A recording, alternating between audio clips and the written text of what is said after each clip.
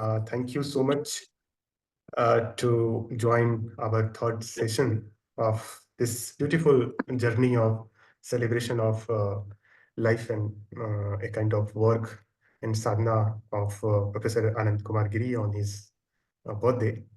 And we have titled this talk titled Integral Development, Social Healing, and a New Upanishad of Life, New Horizons of Social Theorizing, Social Transformations, and Planetary Realization with dialogue with Ananta Giri. So we will begin uh, with the presentation by Purushottam Bilimoria from University of Melbourne, Australia.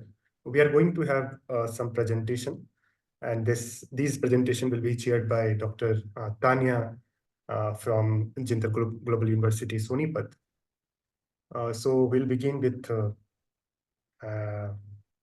Purushottam Bilimoria presentation on applied ethics. So, Ananta, shall we start the session with his presentation, or Yes, we you would have something other to do? we would start. So Sure.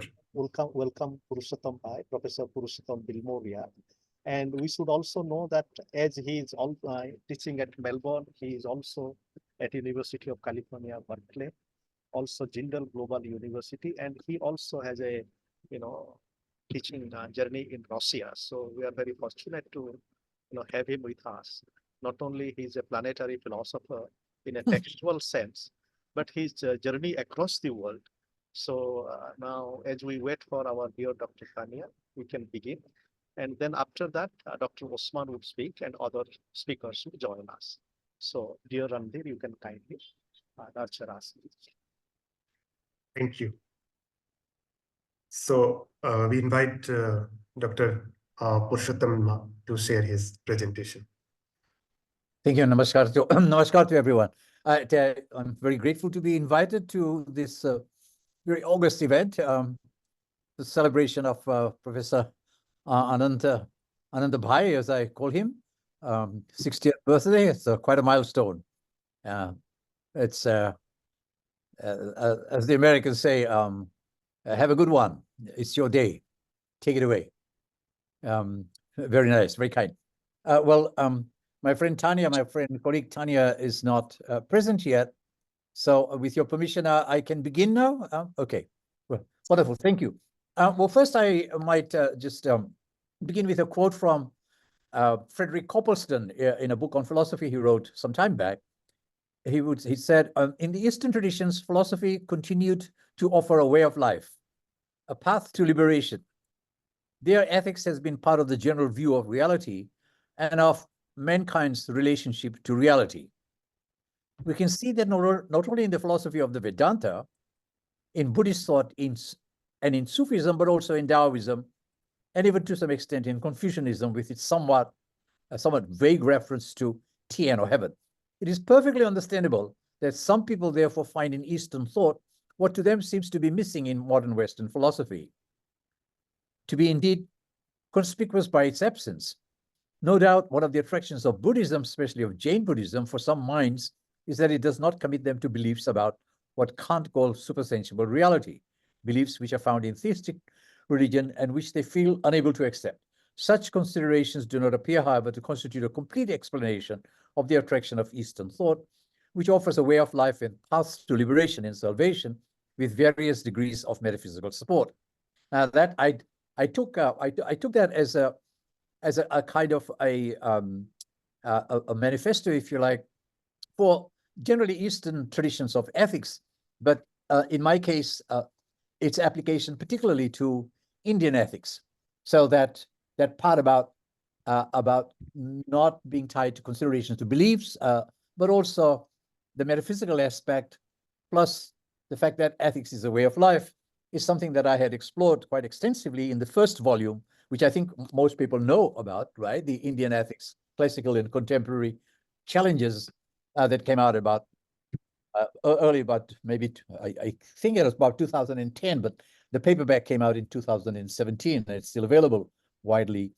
In that work, as I set it out, and I say as much in the introduction, it was really about bringing ethical theories from the Indian tradition, so that it becomes more accessible to contemporary people in the West or globally, in terms that also have been explored, of course, in ancient Western ethics, for example, in Socrates via Plato, and also in Aristotle, and of course Kant, the Mills, and so on. But one of the things I point out is that the sort of what would be called normative ethics in the West remains still to this day tied to basic theories in deontology, utilitarianism, to some extent virtue ethics, and of course more recently care ethics that Carol Gilligan had started, which ties in more with feminist ethics. But apart from that, there isn't the kind of breadth of ethics that I argue we would find in India.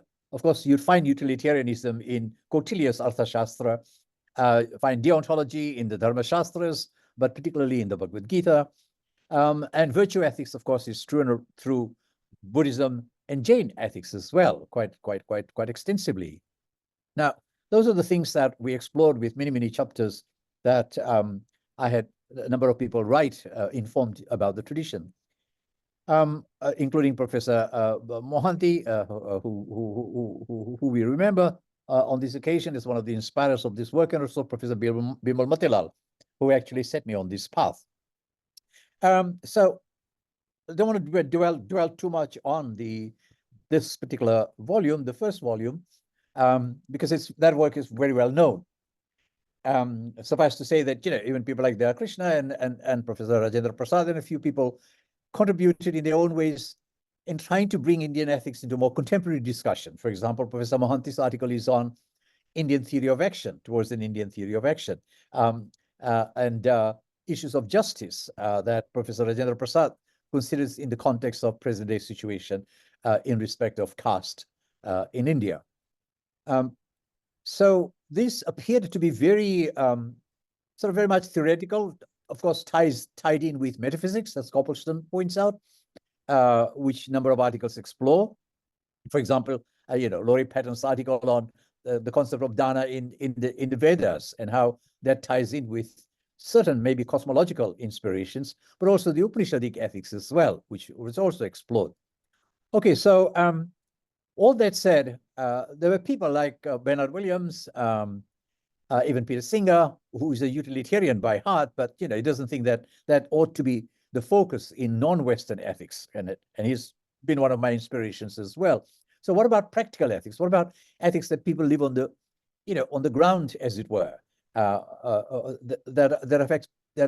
affect people's daily lives in the context of India? For example, what would be the response to the environmental crisis, to caste, to certain, political shifts and changes from liberalism to conservatism and so forth,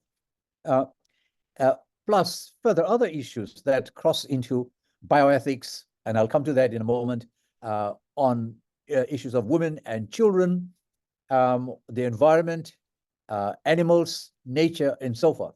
So I scratched my head, and I thought, yes, these are obviously challenging issues, and we haven't explored them, at least not in this first volume. Of course, I've been writing on some of these issues myself, quite separately. For example, on euthanasia and Jain practice of Salekana, I had published a paper on that in Bioethics, which was solicited by Singh some time back. Anyway, I had been plodding away in some of these areas sort of on my own, and I taught a number of courses in these areas as well, in Berkeley, at Ashoka, and in Melbourne. So my idea sort of grew in that area, and I thought, yes, I must put together something that has a focus on applications and practical ramifications of Indian ethics. And here Dharma ethics could then be put into more sort of relevant context, away from meta-ethical problems. It's just sort of not worrying about, oh, well, what does it mean to say, this is Dharma, or this is ethics, or this is right, or this is wrong. Actually, how these things play out in range of social and normative challenges facing people in such diverse areas as women's rights, infant ethics, politics, law, justice, bioethics, and ecology. So that would make it even more contemporary than what one might think of contemporary in the meta-ethical context. Okay, so that sort of led to about a 10-year work, and I had about 45 people that I could summon up and gave each person a particular issue or problem. So work on this, reflect on these issues, and write up a chapter. And that sort of had a much broader scope in some ways, but also narrower scope than what metaethics would do. Because we want to look at what Husserl called life forms, or what we might also call real life concerns, including socio-economic challenges facing India in the context of a troubled globalizing world, and troubled it is, of course. So this collection intended to draw on multiple forms of writing rather than in the more analytic way in which ethics is done, at least in the West, or perhaps more discursive ways in which we looked at discursive and textual ways that we pursued in the first volume. And that was very clearly sort of based on issues, as I said, of justice and so on. And that resulted in this volume that I'm not sure that it's yet available in India, because it just got published in Britain and being distributed in the United States by Routledge, of course. And it's, as you can see, it's a pretty heavy volume, but the subtitle is really what should have been highlighted, but the publishers didn't do that because they follow a particular format for what's called the Routledge Companion. So as you can see, it says Women, Justice, Bioethics, and Ecology. And it would be been appropriate for Tanya Ji to be chairing this paper, because she works extensively on ecology. So of there's 45 chapters in a very long introduction as well. Well, so that's sort of by way of sort of introducing what Amy Rayner, who worked with me on this, is one of my close student and now a research assistant and co-author as well as co-editor as well. There's a range of issues divided into sections. So if I may just read out just the sections. So part 1 is health, ethics, and public welfare. Part 2, ecology, sustainability, and spirituality. Part 3, engage ethics and ecofeminism. Part 4, ethics and politics, context and application. Part 5, women and the limits of traditional ethics, right? So limits of traditional ethics. And, in 520 pages or so, we cover all these issues.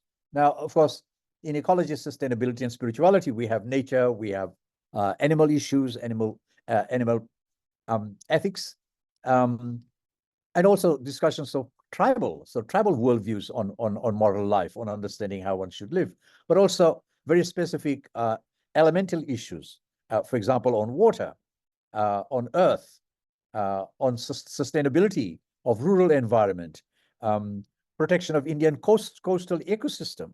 I mean, people wouldn't think in traditional context to actually be talking about coastal regulation zone. They'll be worried about territorial integrity and sovereignty, of course. But there are different kinds of challenges, and the relationship between nature and human. It's one of the articles explored by Professor Manoranjan Mohanty. But even to bring it to more contemporary times, of course, all of this is in contemporary context, because you do have in ecology discussions of Vandana Shiva, of Bahuganaji, but also COVID, the response to COVID-19, particularly in India, which is written by Om Prakash Dwivedi from Bennett University, and issues of public health, care, and bioethics in modern India. So public health is a very important issue because we don't have even the semblance of anything like universal health care in India. And I, for the life of me, I cannot understand how a nation can survive, especially of over 1 billion people, when you don't have universal health care. It's a very, very important issue for public health. In the West, in some of the developed countries like Australia, UK, and Europe and New Zealand, the concern is, how do we distribute the welfare system that we have? How do we make it more equitable? How do we make sure that the disabled, the people who are ill and so forth get the share of the insurance that's already there, right? It comes from some contributions that we make from our salaries and our pays and our taxes and so on. Whilst in India, health is really a prerogative of the privileged, as one might put it. In other words, if you have money, you go to good public, private hospitals. If you don't have money, you go to a dispensary or a down the road clinic, and you'd be lucky to get proper attention or even a bed. So these are very, very, very challenging issues that we need to be looking at in the context. And of course, there are other issues that perhaps even the West doesn't know about. Has never happened in quite that way. For example, feticide, infanticide, amniocentesis, sex selection, different kinds of backdoor abortion, we might say, and the rate at which we lose girl children, if you like. As Amartya Sen had once put it, we have 1 million females missing. It's about every year there's a depletion of about 1 million females. Where do they go? Perhaps not quite that number annually, but one could sort of rhetorically say there's quite a large number, because it bears out in the sex ratio of male female from the ages of 3 onwards, and it's quite alarming that in some supposedly green revolution states like Punjab, Haryana, Assam, even down in Kerala, for that matter. Sorry, not Kerala. I shouldn't say Kerala. Kerala is probably a better form. Telugu speaking state, Andhra, have quite adverse ratios. You could go down to 800 female to 1,000 male. So why is that? Why is that? Why does that situation persist in India? And of course, on the other end, on the mortality rate, the rate of male dying is higher than female. It's just an extraordinary kind of a situation. And then, of course, related to that is the question of medical ethics. Do we have proper medical ethics that guide the practices of doctors and health providers, nurses, staff, and so forth? And we saw that during the COVID period that the system had totally broken down. Even issues of funeral, who gets proper burial or cremation, and are people were people allowed to perform final rites before the bodies of the deceased were taken away and disposed of, or who knows where? Sometimes into the river, but sometimes in places that no one could even reach, and that this is an anathema in a nation where cremation rites, the final rites, antyashti, as mandatory, is very important, tied in with, of course, our idea of rebirth or a proper passage, transition to the other world, if you like. So these are some of the issues. A couple of other ones that I might mention is related to biotechnology and pharmaceutical ethics too. So the practices of pharmaceutical companies. There's a very important chapter in the book on pharmaceutical responsibility and pharmaceutical companies. As we know, the kind of this sort of dispensation, perhaps distribution of pharmaceutical drugs, medicinal drugs in the allopathic context.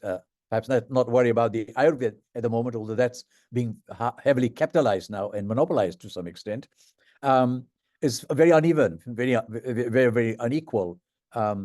You have India is one of the largest producers of pharmaceutical products, drugs and so forth, which are shipped out to countries that can afford to import them, but they're not available locally, or perhaps not to everyone, not equitably and not across the board. Money buys, poverty does not buy. And the poverty line itself, of course, is very low in India.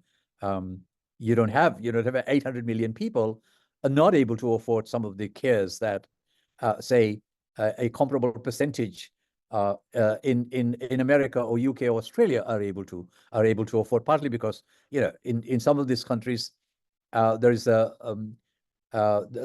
subsidy that's provided by general health, medical health, Medicare, and so forth.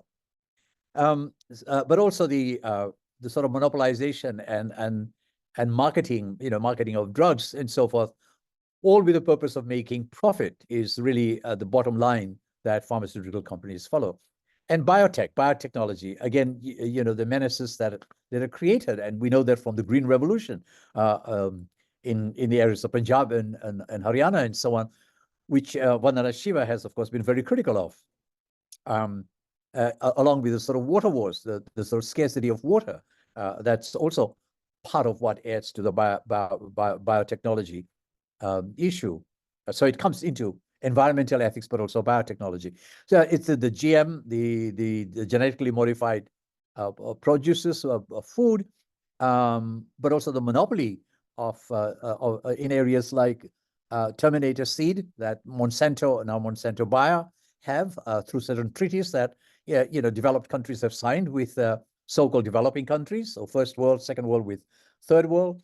The scarcity of AIDS drugs, drugs for AIDS and so on, which India can export to, say, places like South Africa, but not really make available or affordably, at least in India. So there are many other issues within the GM process that are troubling and worrying, BT cotton and so on. Large subsidies for fertilizers, for example, rather than exploring organic farming, which in India is really only at an experimental basis. You have farmers up in the Himalayas coming from as far away as parts of Uttarakhand and maybe Upper Kashi up in the mountains and so on, but not really very high. The last thing that I might mention in this context is a number of issues here is literacy. The literacy rate is by UN counting and so on as about the fifth in the world, fifth lowest in the world, if you like, which is not a very good record for a country where private universities are burgeoning, but and relying quite heavily on international students, as well as the middle class and upper middle class that's constituted from the 250 above poverty line people in India, families in India, if you like. But at the beginning stages, primary, elementary, going up to secondary, the literacy rate is very low. In other words, the admission into schools, children going to school and so forth is low, and it varies across many states, of course. Some states like Kerala do very well, partly because of the Christian and socialist ethics that's brought into governance, of course. But as for Hindu Dharma ethics, I'm not quite sure that equity is a huge consideration, partly because we're mired down, we're stymied by persisting caste privileges and prerogatives and proclivity, of course. Not to mention, of course, religion as well, which also plays into this equation of the disequilibrium, if you like. Do you have as many Muslims and tribal people and now perhaps even Christians being able to access education in quite the rate in certain states, let's say Punjab for that matter, right? Or Maharashtra, or West Bengal, and so forth. These are yes, just on the literacy rate, dropout rates, absconding disappearance rates, disappearance meaning people are not in class and so forth. For that matter, even teachers are not in class in certain places because of lack of control over the process.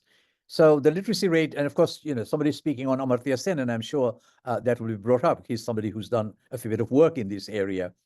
And compared states like Kerala against, but there are criticisms of Kerala as well. Devaki J has a chapter, as does Pravina Kodut, on the myth of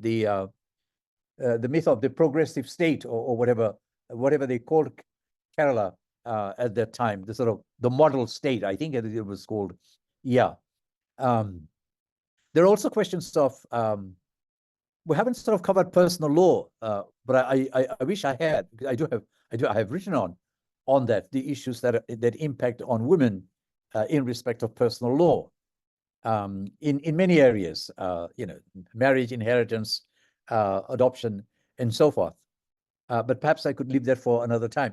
One of the other issues that we look at is euthanasia, the debates on euthanasia, which is very unformed in a way. It's not well informed even, except for sort of certain obiter dicto statements that are made in cases that have come up in high courts and in the Supreme Court in particular. And of course, euthanasia is legalized and so forth in many countries in the West, but it's a very clinical process.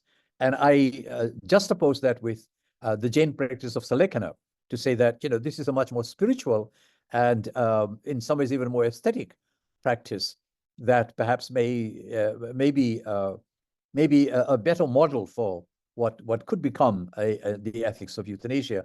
And then there are, of course, further issues on abortion and so on that we could talk about it. Okay, so I think perhaps I may have spoken more than I need to. One of the other things that we do look at is women's initiatives. So in feminist ethics, we look at the traditional perspectives on women, the pros and cons of it, and how how it might respond to, say, Western feminist criticism of the position of women in India, but also a response from Indian feminists on the Western critique, and new ways of thinking about these issues that are coming up, that have been coming up. Initiatives such as the Seva, Ella Bhatt had organized some of the Gandhian initiatives that have been in place and from the time of the Swadeshi movement. So this is sort of some of the perspectives get lost in this very skewed kind of debate that sometimes go on, between Indian feminists and Western feminists, with criticisms of people like Gayatri Spivak of Western feminism, but then she has very little to offer in respect of what to do about the situation of women in India. So she has a chapter in it as well, but we have other people speaking on this issue as well, on the question of justice and so on, and of course with the lingering specter of things like dowry, and there's a chapter on that as well. What could one do about this situation? So we don't have solutions to all of this. It's not the time to sort of say, well, here's a utilitarian solution to this, or Kantian solution, or dharma solutions, or arthashastra solutions, and so forth. No, we're more interested in putting up the problems, saying, here are the challenges, here are the issues, here are some ways of thinking about it. Perhaps care ethics could be useful, perhaps virtue ethics could be useful, perhaps developmental ethics could be useful, or socialist ethics might be useful. But we didn't find anybody coming up and saying Hindutva ethics is the answer to it all. Couldn't get anybody to write on that, at least not in the terms of reference that we set out for this particular article, particular volume. So there are a lot of other issues that have been covered, but these are, as I say, issues and questions and problems that I hope will be taken up by people and scholars, but also NGOs, activists. We have activists who have written a couple of chapters for us as well. Yeah, in fact, Sanjay Lal and on economics as well. Finally, on challenges to the economics. Devaki Jain has a chapter on economic, and Kumum Sangari comes in on some other issues like surrogacy. Surrogacy is an issue that we don't hear much about. It's a big tourist industry in India. Money is being made from that by hospitals and so forth. And it's not something that is be taken up in public discourse as much.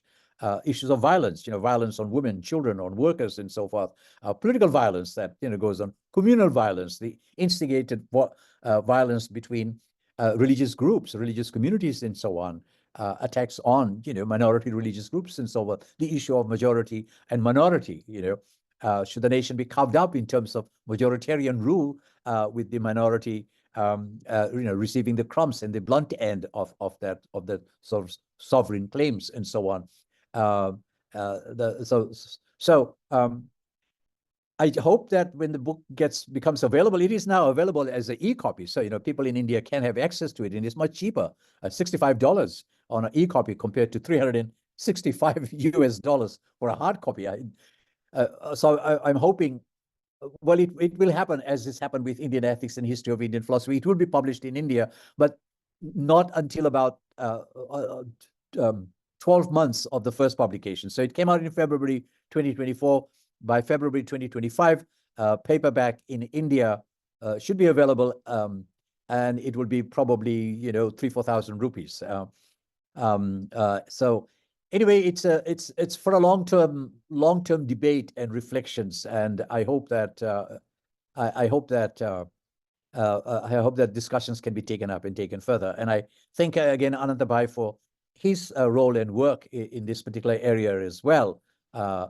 So ethics as a way of life, but not only as a way of life, ethics is a way of a nation. Perhaps we should be speaking of ethics as the way of a nation, a growing nation, still a growing nation after the independence, of course, but also in some ways a troubled nation, troubled by the issues that, that we point out. And these are the pillars. If the pillars, as very clearly said in the Bhagavad Gita, are falling down, and if women are crushed, as a result of an fallout from the wars, of course, in that case, men die, so women will suffer. What will they do? But here, of course, it's not not quite that. There's patriarchy, still at work, as it were, and children and so forth, and animals, of course. So the last issue that I want to talk about is the significance and importance of animals, animal ethics. So that's explored in about 3-4 chapters. I have a chapter on animal ethics in the issue as well. Of course, we worship the cow and so forth, but India is the largest, after Brazil, of exporter of buffalo meat, of beef, of chicken. The factory farming that goes on, eggs, a huge industry as well. But it's not good for it. It doesn't augur well for the environment. Doesn't augur well for the health of people and so on. And these are issues that need to be looked at. I mean, how can we have a Hindutva nation that actually exports the second largest amount of beef to the world? It just doesn't make any sense. I mean, Australia is one of the largest exporters of mutton, what is it called, lamb, sheep. But this country doesn't have, sort of, except for the Australian Aboriginal people, who of course revere highly their animals and don't just go slaughtering and selling animals in the marketplace and so on. Have we lost our way somewhere? Would Gandhiji be happy to hear all of what we're doing in the name of economic progress and so forth? So at what cost? What cost to the subaltern, and in which I include animals as well as children? Okay, so I think I've said enough, and perhaps we could have a discussion. Thank you so much. Thank you so much, Dr. Purushottam, for very deep and engaging presentation. And your presentation invites us to understand ethics in a more deeper and more transcendental and more emancipatory sense. So now I request Dr. Christian Bartolf. He will be presenting his presentation titled Transformation, Transition, and Transcendence, New Orientations. So we are also joined by chair of today's session, Dr. Tanya from Jindal Global University. I request respected speaker to please maintain a maximum 20 minutes of the time limit. Thank you. So excuse me, are we having discussion, or is the discussion at the end? Because I'm not sure I can stay that long. It's already past 9:15 in Melbourne, and I have an early commitment. We are planning to have discussion after his presentation, Dr. Christian Bartol's presentation. But maybe with a request, Randeep, with a request, as Professor Bilmoria would be going, let us have 5 minutes of discussion, please. Sure. So with Professor Bilmoria, we are slightly, touched by time. So let us have discussion on his work, please. Okay. So Randir, you can invite 1 or 2 questions, and after 1 or 2 questions, Professor Bilmoria can, if there is. Okay, so why not we invite the chair of today's session, because he has already engaged in the contribution of, yes, Tarun, who is a very deep seeker. Yes, Tarun from IT. Thank you. I just have a quick question for Professor Bilmoria. Thank you so much for your presentation, Professor Bilmoria. I will check out the volume. I've heard of the earlier one, but not this one. My question is on and you presented a broad range of ideas in the. Can you hear me? I'm sorry, I should have asked. I can hear you, yes. Yes, okay. So you presented a broad range of ideas covered in the volume. And broadly speaking, this volume is rooted in this growing movement of cross-cultural, cosmopolitan, borderless, or just philosophy. These are, of course, various formulations. It's possible now to make the case for a cosmopolitan ethic in philosophy of broadening conceptual horizons. At least that's Srinam Ganeri's formulation, cosmopolitan philosophy. Now, more recently, Arindam Chakrabarti calls post-comparative philosophy just philosophy. I was wondering if you had any thoughts on this idea of just philosophy. Do you think there's a case to be made for a 21st century philosopher to broaden not just their horizons of engagement in terms of cultural traditions, but also in terms of the objects of inquiry themselves, which is what you're attempting to do in this volume, which is engaging with, for example, work that mostly social scientists might do, drawing on data on developmental issues in India, and then looking at normative questions there and drawing on I get your point. For want of time, let's just I'll respond. Those other concerns that you just talked about, cosmopolitan, global, cross-cultural, intercultural, just philosophy or fusion philosophies and so on, that's not really my concern here. I mean, there's another volume just coming out somewhere else I've co-edited where we worry about those things, diversifying philosophy and so on. No, this is a much more grounded process. This is really about, first, ethics, not even moral philosophy. It's about ethics. And it's about issues that are happening on the ground. It's not things that just social scientists, should have a preserve on. It is something that across the board, feminists, activists, people I mentioned, some of them, the thinkers that I mentioned, and are looking at, are doing these kinds of work, but philosophers are not, right? So we need to, as it were, take our gloves off, put our pen down sometimes, and engage with this. It's not about broadening our philosophical scope and involving the rest of the world. And I mean, cosmopolitanism is a cliche. I actually don't ever use that term at all. It's about justice philosophy, if you like, not just philosophy. It's a philosophy of justice. It is a philosophy of. So that's the ethics. That's why it's called women, justice, bioethics in ecology. Let's just stay with that. There's nothing wrong with it. We don't need an overarching term to kind of wrap it all together. This is specifically in the context of the subcontinent of our history. We have a long tradition of ethics and so forth, but we haven't developed it in these areas. We might develop our epistemology, our modal logic and metaphysics and so forth that ties in with what's going on in the West and, the rest of the world and so forth. But what's going to happen to the lives that are lost? What's going to happen to the violence that happens? To the suppression and oppression on the ground, right? That's really what it's about. Okay, thank you. Thanks so much. Let's take one more question. So, any respected participant who wants to ask any question? Well, perhaps Tanya could make a response. Yes. I wanted to invite her. Yes, Dr. Tanya. Tanya ji, where are you? She is there. I don't see her name here, but anyway, yeah, I mean, I've put out some challenging issues, and I'm not getting any, much feedback and response. Why? Are we? Yes, we are just inviting. Okay, go ahead. So why not the question from the birthday person? Oh, well, Ananta Bhai has something to say. Go ahead. First of all, thank you, dear Purushottam Bhai. It's a very deep journey indeed, and what you have presented, the scope of it, the range of issues, and the thinkers you have gathered is very inspiring. Now, one thought is the integral connection between ethics and aesthetics. And then there also is the field of what can be called aesthetics ethics. So in this work, whether the aesthetic dimension of ethics is also brought out. For example, Abhinava Gupta, his question of his understanding of aesthetics and Santarasa, for example.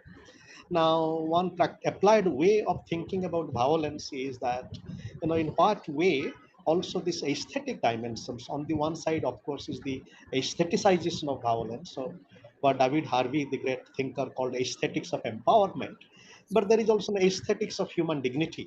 So, my query is in what way you are also attentive to the aesthetic dimension of ethics and applied ethics. Yes, please.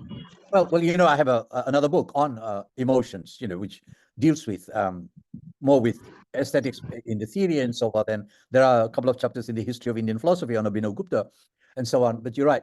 The context in which we do look at it is there's a chapter on Tagore, actually, and a chapter also on on Bharatnatyam. Why would we have a chapter on Bharatnatyam? Well, it's because we're looking at some of the aesthetics, as you put it, ethics of or aesthetic ethics, if you like. Perhaps we could use that term rather than ethics of aesthetics or aesthetics of ethics, aesthetic ethics itself. There is such a thing. I mean, there are people who another chapter. Moni Joy has a chapter that that touches on that as well, and Gayatri Spivak has a chapter on Tagore Kotse and certain scenes of teaching, whereas the teaching is about aesthetics as well. It focuses very much as does Lyotard in the French curriculum context.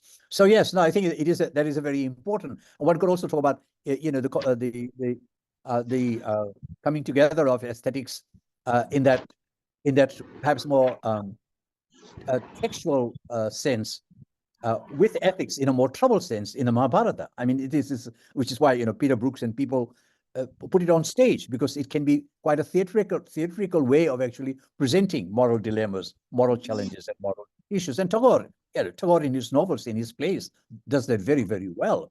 I'm quite open to that, but I don't want to get too far into that because it might take us away from the you put it out of aesthetics of violence, but I'm not quite sure exactly what you mean by that. But it's a sort of the macabreness,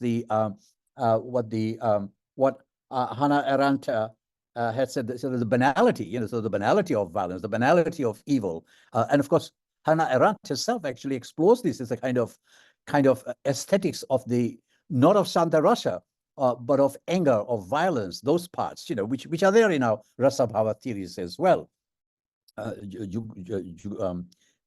Rage, resentment, as Peter Strawson wrote about, resentment. I mean, those are those are feelings that one can have on stage. Actor can portray them. The Vishada, in Arjuna's case in the Bhagavad Gita, can be portrayed very beautifully, aesthetically, movingly. It can bring tears to our eyes. Mother India can bring tears to our eyes. One of the great aesthetic creations of from the old Bombay set, which was done by Muhammad Khan.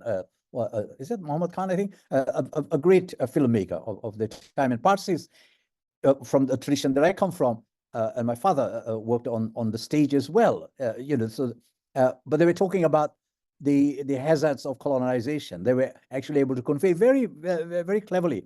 The African Americans, when they were slaves, they wrote many songs from which comes the blues, the tradition of soul music, rhythm and blues, and so forth, in almost coded language. But they sang it as though it was entertainment. But they're actually telling people where to go, how to escape, how to disappear, and so on. So yeah, and you have street theater in India that actually portrays the violences that are going on the Dalits and so forth. For people's sort of education, for communication purposes as well. So aesthetics is important, no doubt, but not to the extent that it becomes entertaining rather than informative and engaging. Engagement is the sort of bottom line.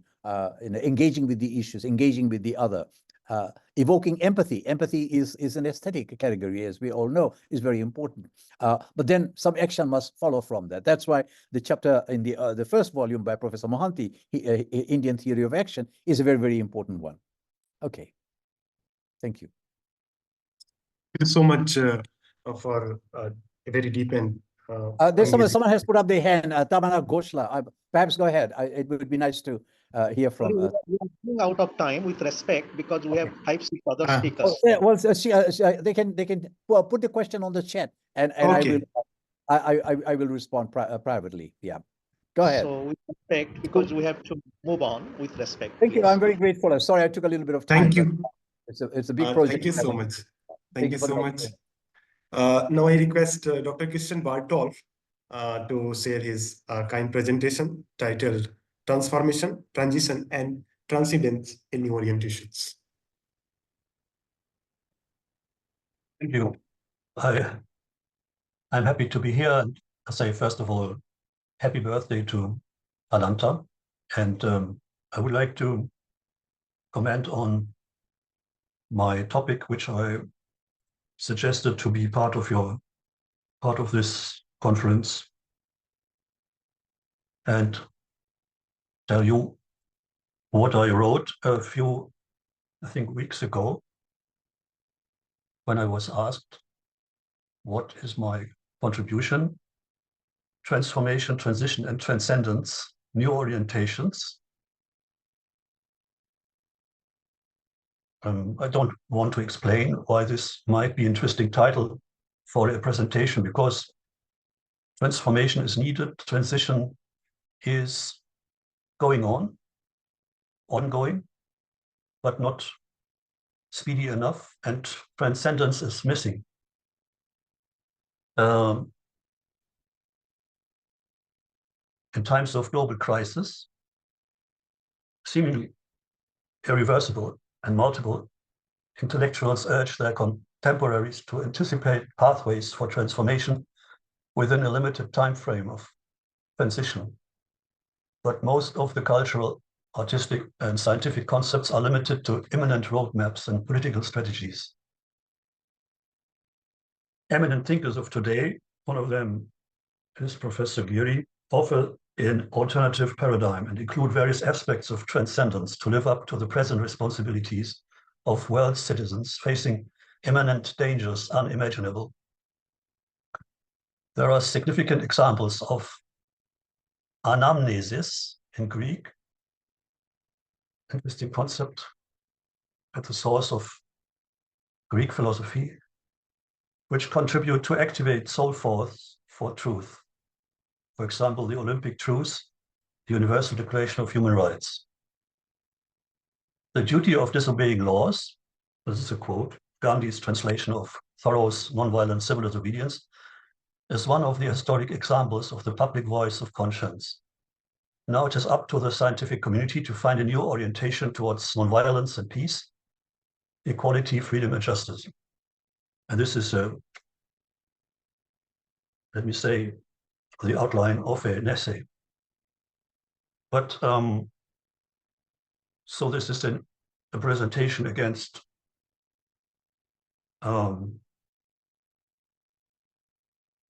patterns of hegemonial thinking or imperialistic thinking, of course. And science with responsibility is not following such patterns. Also, not applying means and methods which are contrary to truth and nonviolence. This is my understanding of science. All other science is contaminated or poisoned. But maybe I give you one example, which could be a kind of reorientation to think about the Olympic Games from, let me say, a new perspective. And I would like to take a few minutes, 3 or 4 minutes or 5 minutes to give you a small summary of the root of the Olympic truce, and then maybe I ask you what would be your conclusion. It would be interesting to know. So the Olympic truce is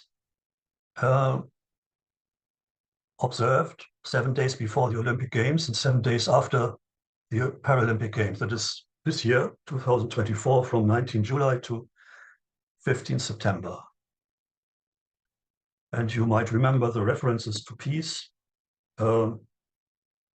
imagine peace, at the opening and before the opening of the Olympic Games in Paris yesterday. So interestingly, the Olympic truce tradition has been connected with United Nations General Assembly resolutions during the past years. And these resolutions are quite meaningful, with some significant thoughts. So you find in such resolutions that sports can contribute to an atmosphere of tolerance and understanding among peoples and nations. Sports can play to prevent and counter terrorism and violent extremism, as and when conducive to terrorism. in its contributions to building resilience against radicalization, to violence and terrorist recruitment. And the spirit of peace, mutual understanding, friendship, tolerance, and inadmissibility of discrimination of any kind is emphasized. And if you remember yesterday in the speeches, you saw also references to diversity, cultural diversity, and inclusion, and respect, and mutual respect and tolerance, and also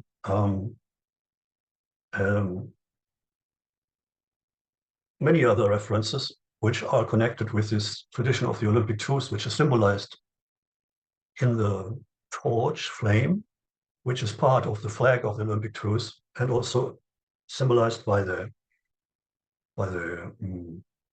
dove with the olive twig in the mouth. The olive twig is not just referring to the Ark of Noah and the reconciliation of God with mankind after the great flood, but also referring to the Olympic custom of the ancient Olympic Games, of the messengers of the Olympic Games with the olive twigs in the hair instead of a torch with a flame. And now the ancient Greek tradition of the Eketeria, or Olympic truce, is a contribution to international understanding and the maintenance of peace. So this ancient Greek tradition referred originally to the protection of the participants and the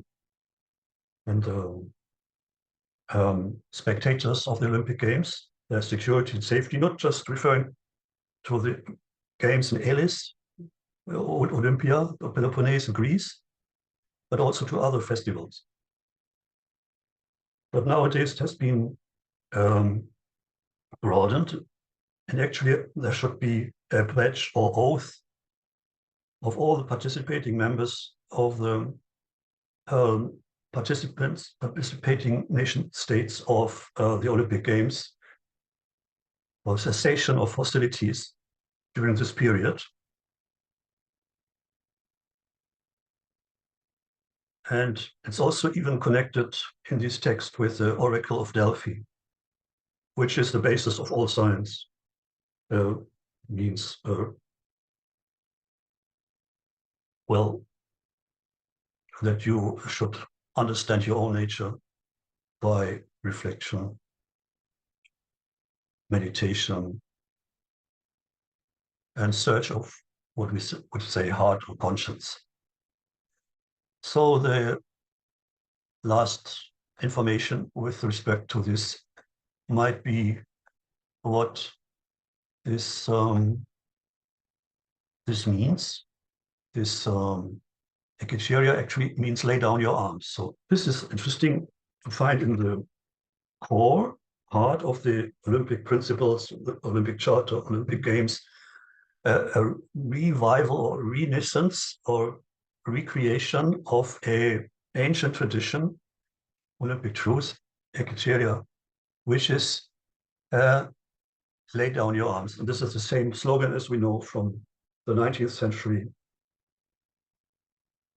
with the roots of the peace movements in the 19th century. And you find it in the Gospel spiritual, down by the riverside, gonna lay down my arm. Down by the riverside is one of these great songs. Or in the 20th century, last night I had the strangest dream by Ed McCurdy, which was interpreted by Joan Baez and Pete Seeger and many more, and translated to many languages. So my question to you as participants of this conference is, there are two ways.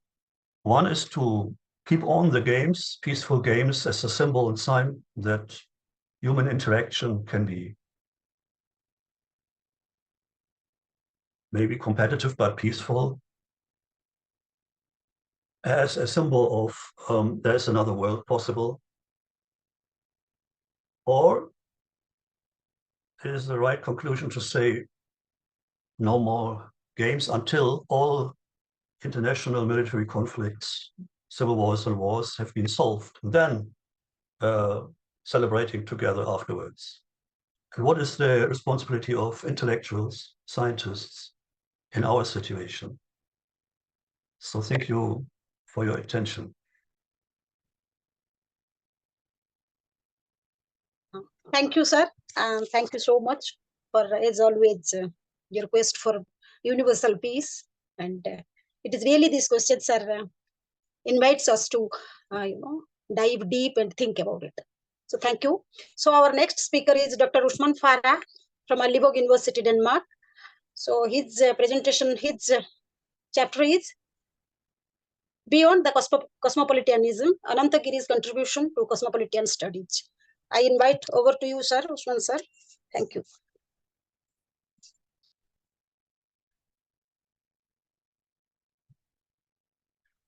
Thanks a lot. Thank you very much.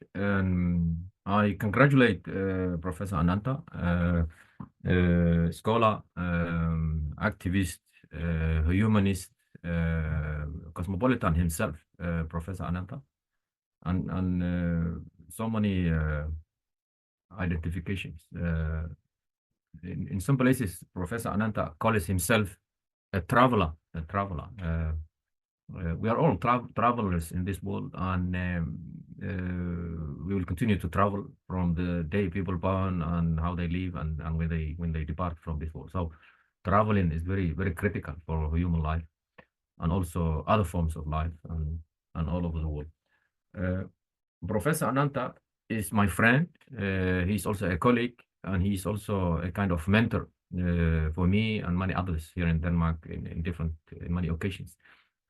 I first met Professor Ananta at Aalborg University, where he was a professor in 2005, 2006. At that time, I found Professor Ananta to be different from other Western scholars. Of course, he's educated in the United States and in many places, and he's a kind of also Westernized, like us. We call ourselves Westernized academics from the South. So I met that time, and from there on we remain connected. I'm trained at political science, political sociology at Aarhus University in Denmark, where at the time I was studying the political science department, the political sociology department at Aarhus University. They understood and reflected the world from a Danish European perspective, from that window, from that. So the idea that most of the discussions or discourses departed from the idea that the center of the world is Europe and the West. When you are here, so the world is seen from this perspective, and that is also fine. People see the world from where they are. But when I met Professor Ananta, he had a different approach. His argument with other scholars and the people here in Denmark was that there is no specific center in this world. There are multiple centers that are somehow connected. Most of these multiplicities are connected to each other, and there is a constance. He uses the concept of interdependence. There is no isolated human being that can do whatever they want. We are all we depend on each other, in different forms, and the whole nature and the whole cosmos is interdependent.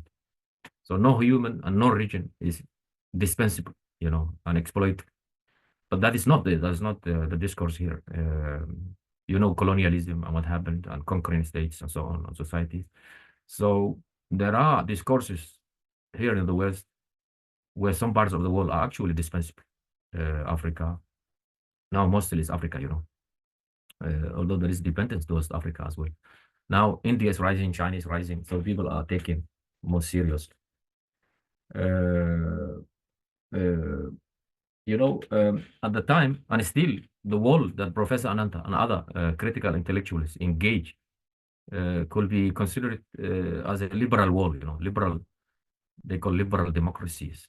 It is a world that, according to many scholars, including Professor Ananta, marries a majority rule. There is a majority rule with extensive individualism. majority rules. The individual is free and they can do whatever they want rhetorically.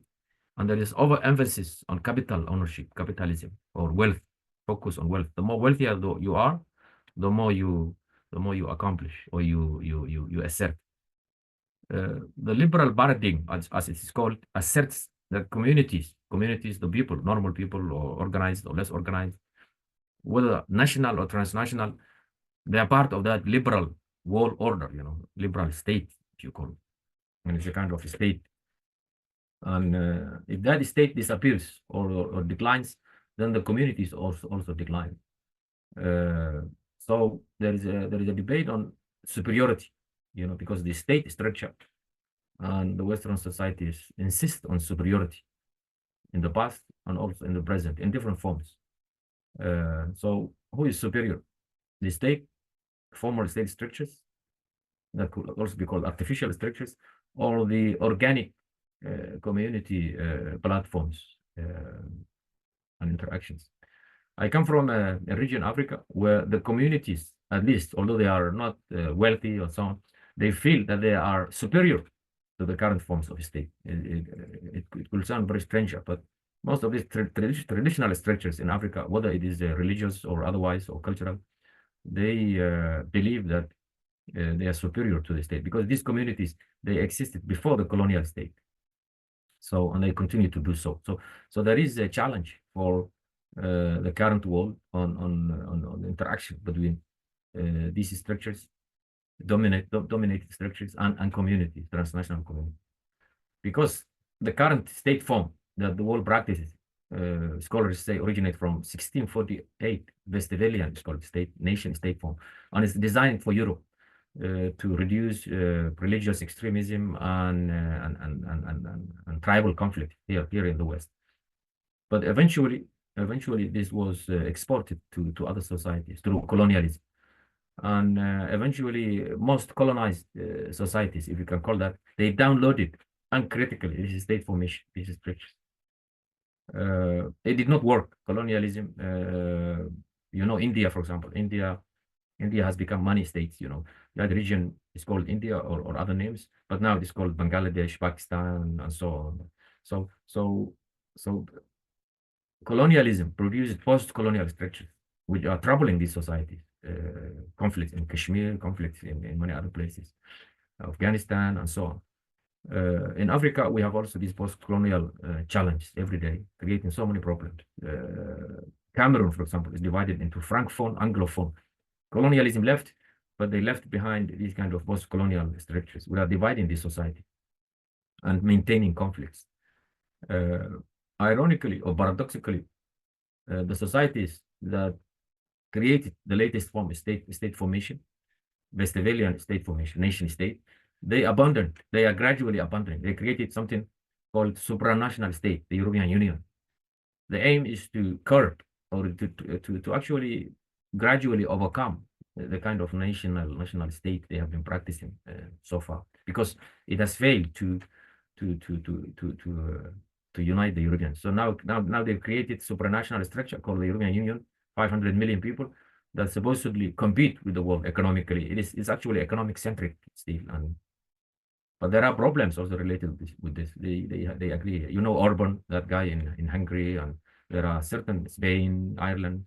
There are so many states who are not happy, Eastern Europeans, with the kind of Brexit, for example, the UK. So whether that model will work is not known yet. Okay.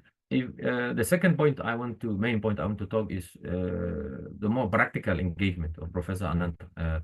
Professor Ananta came to Denmark and Scandinavia, and he engaged, as I see it, in 3 practical cosmopolitan ways.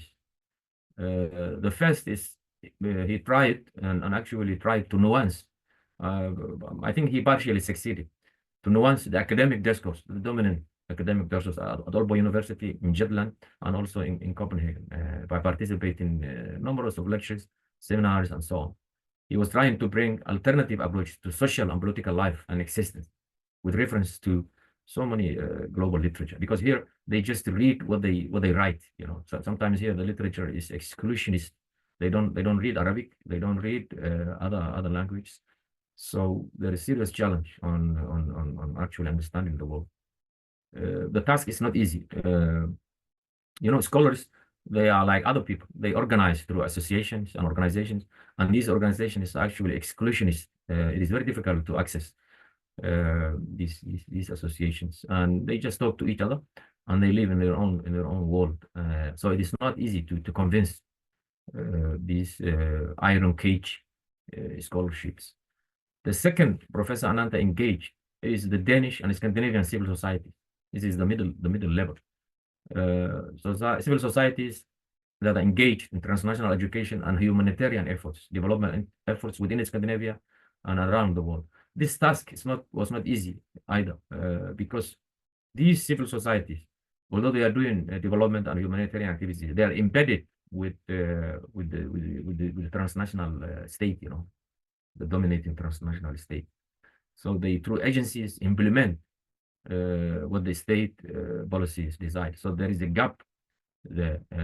Although they are different, they are again also mixing or integrated into the state structure. Thirdly, Professor Ananta engaged here in Scandinavia the what we can call the communities. He tried to engage the scholarship. He partially succeeded, and he tried also to engage the civil society. Partially, he was also successful, but difficult, because it is really difficult. It is very difficult to influence these rigid organizations that have their own history, their own economy, and so on. They have their own life, so it's not easy to access to it. Eventually, Professor Ananta also engaged simultaneously, actually, with the transnational communities. He engaged communities that are struggling from below. They're trying to provide alternatives for the state and the dominant civil society. These are people from other countries. They could be refugees, they could be immigrants, and they have their own spaces as well. And they're trying to make a living and adjust into these societies. At the same time, they are sometimes more cosmopolitan than the dominant civil society and the state, because they are linked to multiple societies and they speak many languages. And although they don't have economic power, many of them, they are much more enlightened in many occasions than these segregated structures. So Professor Ananta, he was kind also to go to these associations in their own locations and engage them, and it was very inspiring. And he has many friends here from these groups. Finally, the concept of cosmopolitan is very complex. I think it goes back all the way to the start of humanity and so on. But here in the West, when they want to conceptualize, they start from their own people. They start from Immanuel Kant. That means before Immanuel Kant, there was no cosmopolitanism. So actually, there is a scholar called Ibn Battuta. Ibn Battuta. I don't know the guy who used to travel, and he was around. He was a scholar, and he traveled around the world, and he was a cosmopolitan. And the societies he engaged at that time were cosmopolitan. He came to Mogadishu, Somalia, in 1331, where he described the city of Mogadishu of being cosmopolitan city, where they had so many nationalities: Indians, Persians, Arabs, Africans. And he called the head of that city Mogadishu. Actually, Mogadishu is the name comes from Persia, is the chair of the Shah. So he said there is plenty of food here. All the places I traveled, Europe, other places, this is the only place I saw, the few places I saw where they had 3 meals per day with meat and fruits and so on. So it was very wealthy, commerce and open cosmopolitan space where people spoke multiple languages. So cosmopolitanism was before, there was a cosmopolitanism in a much more positive way before Immanuel Kant. But here they start with Immanuel Kant, who meant that people should be rationally engaged in other societies, and the Europeans should not, the Germans should not just look on their own, but also accept strangers and others who come to their society. So there are a lot of ways of discussing these issues, and more lately they discuss about extreme diversity. People diversifying their lives and so on. But the emphasis of cosmopolitanism in the West is actually economic and this kind of cosmopolitanism that emphasizes on wealth and so on. For example, they call London and New York the most cosmopolitan places on earth. London and New York, of course, there are so many different people there, but could we describe these cities as cosmopolitan? These are actually divided cities where you have the upper, the lower, and so on.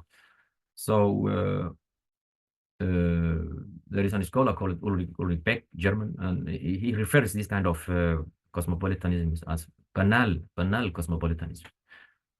Cosmopolitanism is that are engaged, superficially engaged on these kind of mainstream things. Roles and Habermas, they also modify it, and they call for a kind of cosmopolitan where there are focus on norms and laws governing both domestic and international laws. They call some kind of serious cosmopolitanism, departing from rational approach. There is also Sayla bin Habib, who talks about interactive universalism. She has an article called "In Defense of Cosmopolitanism." In defense of cosmopolitanism, where she calls not this biased universal, but interactive, a kind of Bakhtinian, Bakhtin he calls. In any engagement, there are two sides of it, or multiple sides. We have to look at it.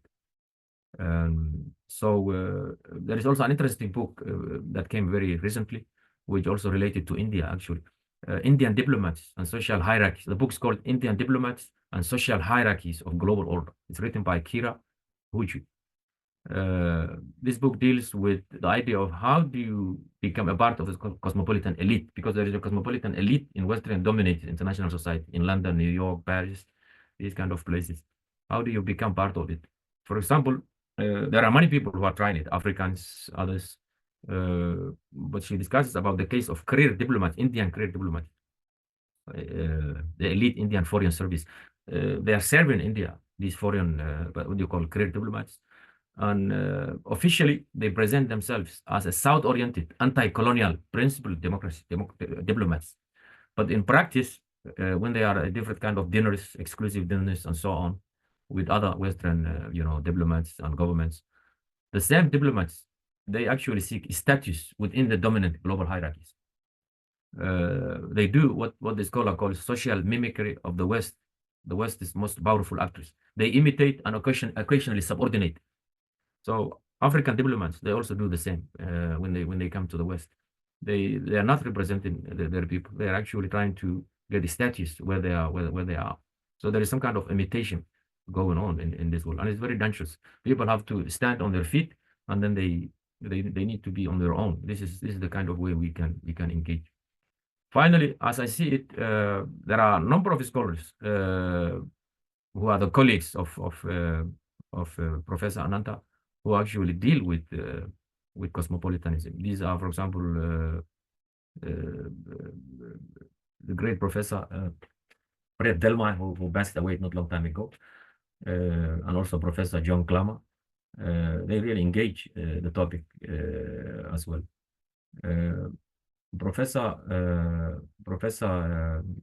Delmar calls for dialogue, serious dialogue, and beyond this banal cosmopolitanism, we need to engage people seriously and respect as they are, and we need a dialogue, and we need some kind of hermeneutical dialogue, he calls, and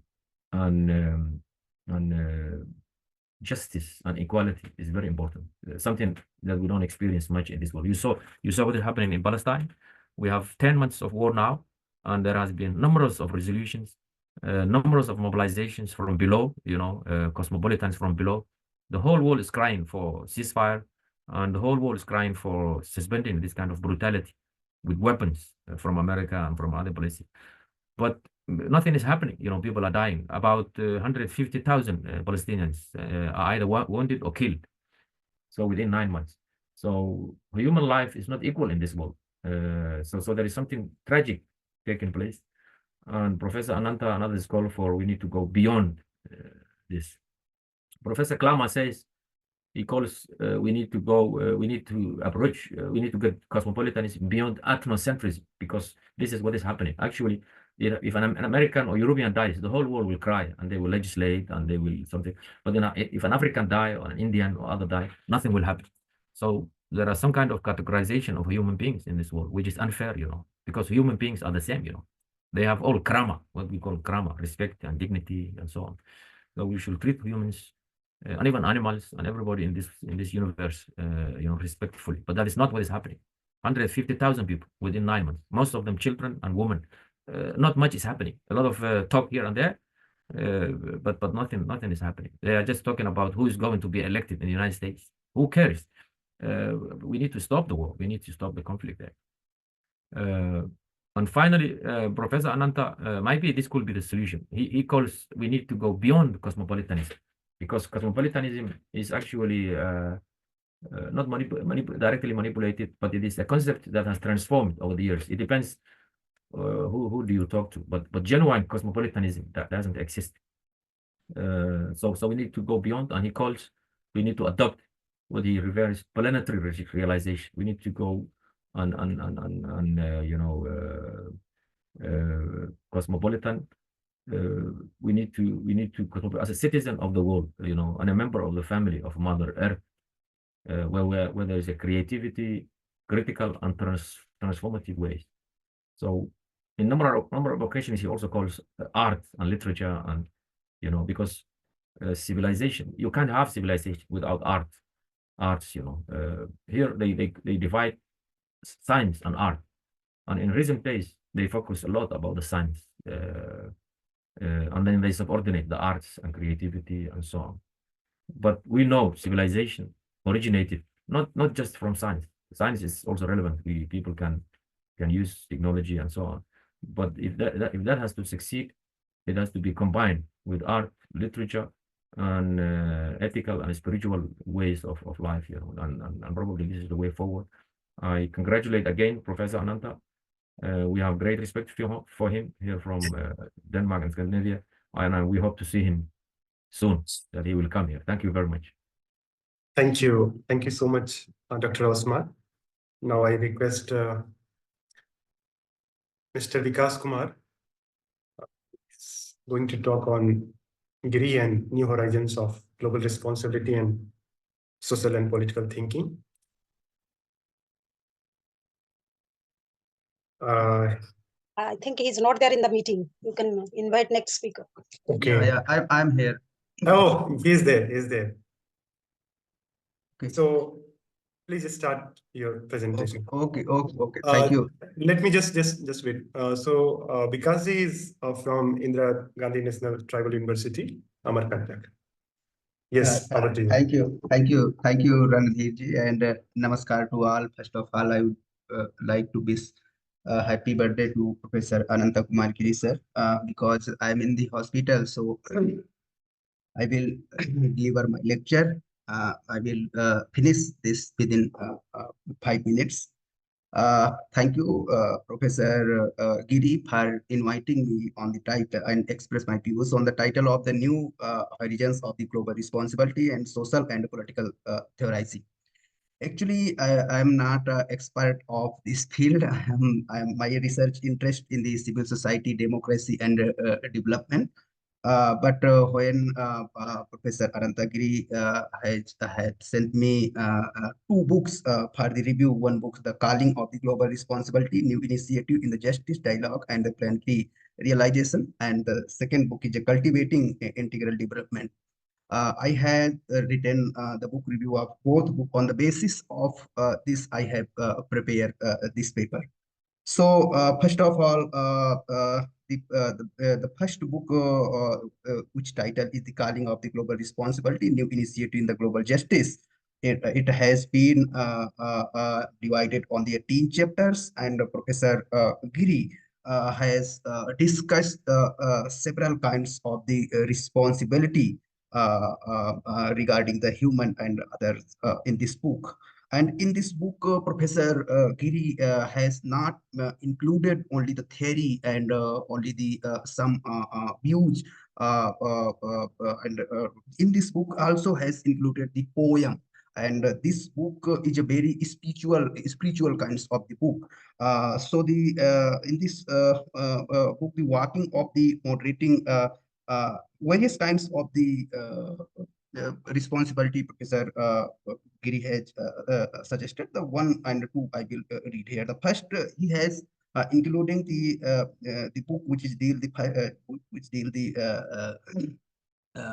part second and part third, the numerous cross-border discussion movement and the occurring concurrently with an increase in the violent and hateful activities and the suppressions of the many types of the logs and individuals exist in the process of the spirituality by raising the standards and of the conversation among themselves and with their land, notion, country, and the environment. As Professor Giri has mentioned here, Earth serves as a communication medium. They are bringing everyone on the Earth together. It can live in the peace if it brings the planet together. Without the Earth, humankind could not exist. Our mother is the Earth. Because of the struggle between her sons, Mother Earth is crying, consume ankles, and the associates start in the dialogues of the humanities initiative in the lion. France, everyone location boosts and the superiority of the ideas and creates new opportunity for the human advancement when new dialogues movements starts.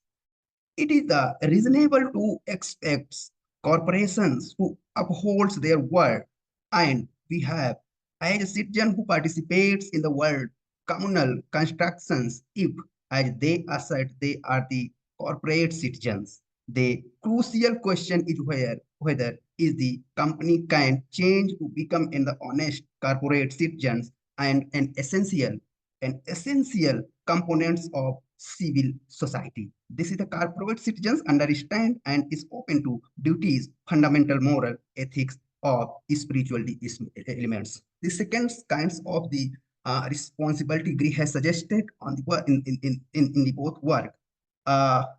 India COVID-19 social standing and policy framework in section 135 of the Companies Act as 2013, which was approved by the President of India on August 29, 2013, and was passed by both houses, upper houses and lower houses, governs corporate social and responsibility in India. Companies having an annual turnover of the thousands crores or more, a net worth of the 500 crore or more, or net earning of 5 crores or more subjects of the Act CSR rules. Business cannot put this initiative into the action after the obtaining broad permissions, taking into the consideration regional regulation. Substantially, and the CSR are the now related and the updated, the strongly focus on enhancing communities and business capacities for the sustainability. The revised standard of the good strong emphasizes on CSR initiatives for the advancements of underdeveloped areas and underprivileged and marginalized groups in society. In the long run, this is the essential improvement to the socio-economic development of the nation's development region. And religion, COVID-19, Indian government is pushing business to invest in COVID-19 related projects like the combating hunger and the malnourishment of the delivering healthcare and building infrastructure for the healthcare industry. As we know that the second kinds of the responsibility Giri has suggested and which is related to the social and political theorizing on the aspects of the economics. Global economic disparities in the major cause of the discontent and crisis. According to Thomas Piketty's book, Capital in the 21st Century, global Keynesians makes an effort to deal with this. It focuses on the wealth redistributions, regulatory taxations, job creations, various channels worldwide, real wage growth, support for the trade, union trade union activities, and the development of the new global culture and economic strategy. In the latest work, various scholars have suggested such kinds of the responsibility and on the global responsibility. So, in my conclusion, I would like to say, while expressing the grief, contemplations, and the contemporary global events, both work of the Professor Giri refers to those dimensions in which collective responsibility is needed for the collective welfare. If the environment of the responsibility is created, then the structure of the justice-based society will be made, which will develop which will develop a new type of dialogue. The current global structure is highly complex, because we all know that the current global structure is highly complex. In the race of the development, many countries have created the weapons that can destroy the world many times, which is why many crises are arising. Industrializations, artificial intelligence are being promoted so much that the human consciousness is declining. The sudden appearance of the mining epidemics and the social side effects of the other disaster refers to those dimensions that currently require global dialogues and global responsibility, which can develop the new consciousness. Although the both books reveals the inner thoughts and the feelings and self-consciousness of the human. So there is a need for the collective responsibility for the ultimately events in the world, the complete structure of which has been presented in both books. So I have presented some views and some perspectives from my side related to the both work of the Professor Ananta Giri sir. So sorry for inconvenience, because I'm unable to speak You more. spoke so well. You Thank spoke so well. thank you. Thank you so much for your kind presentation. Now I request Dr. Tamanna Khosla.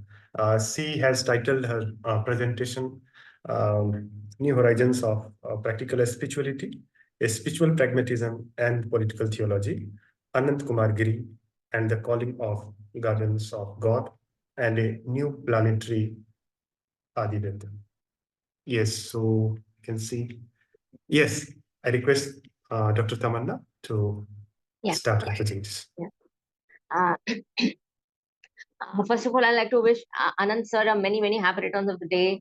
And I met him through Randhir, and and my interest in spirituality, etc., are very much akin to sir's. So, I mean, I have always liked to interact with him, and like I have presented previously also with their forum, and I mean, what he's written extensively on this subject, and he's a scholar in this particular field, and so we have got a lot. Younger people have got a lot to learn from him, and I mean, he has given me a task to present on this particular topic, and I mean, it's a very interesting topic actually, and so yeah, um, uh, my basic topic is the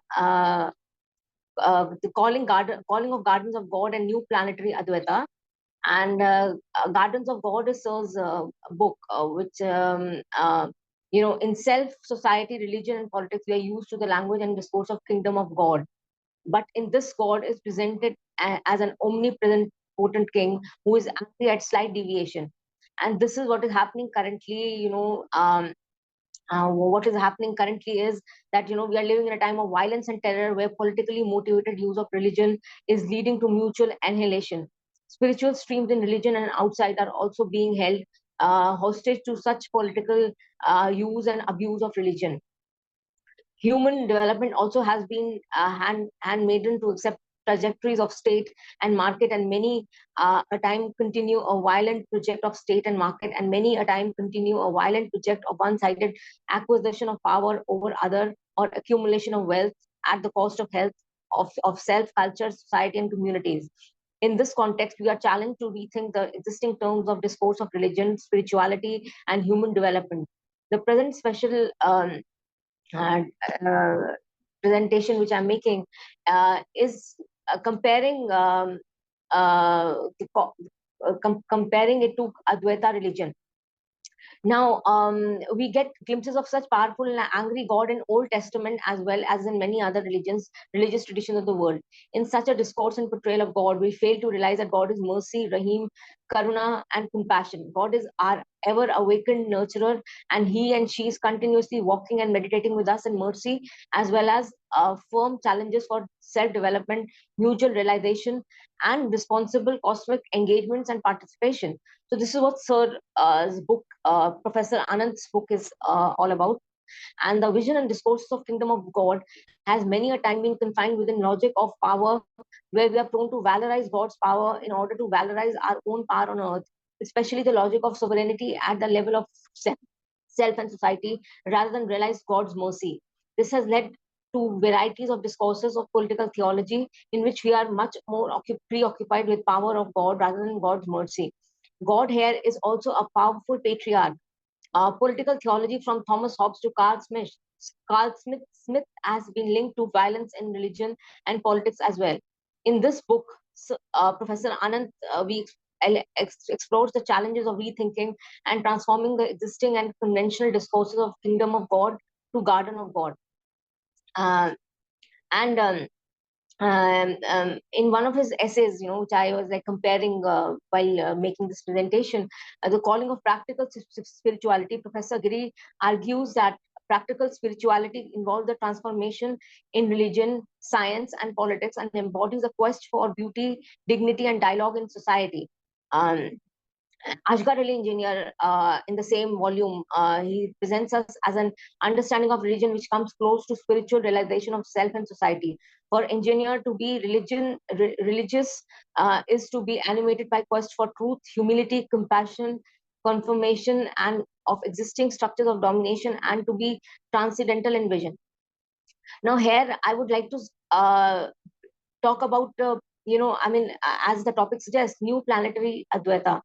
Now, Advaita theory is an extremely deep theory of Hinduism.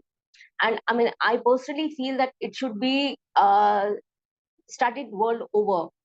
And it basically it speaks about a God which is omnipresent in every human being. The same God is in me as is in somebody else. And also that God is never angry. That God is merciful. That God is, compassionate. And when people, die, the God, it's basically related to, people, when they die, they reach to the God, and there they are taught how to, what are the faults which they have done. So the mercy of God is relentless.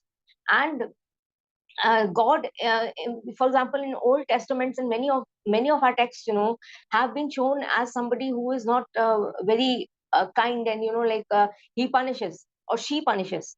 As we might just like to say, I use the word she for the God, and so she is one person who is all compassionate and would not deal with the people in an courteous manner, and would be very um, humble and very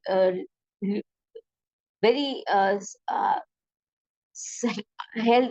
healthy in interaction with the souls. So the soul is something which is the crux of Hinduism.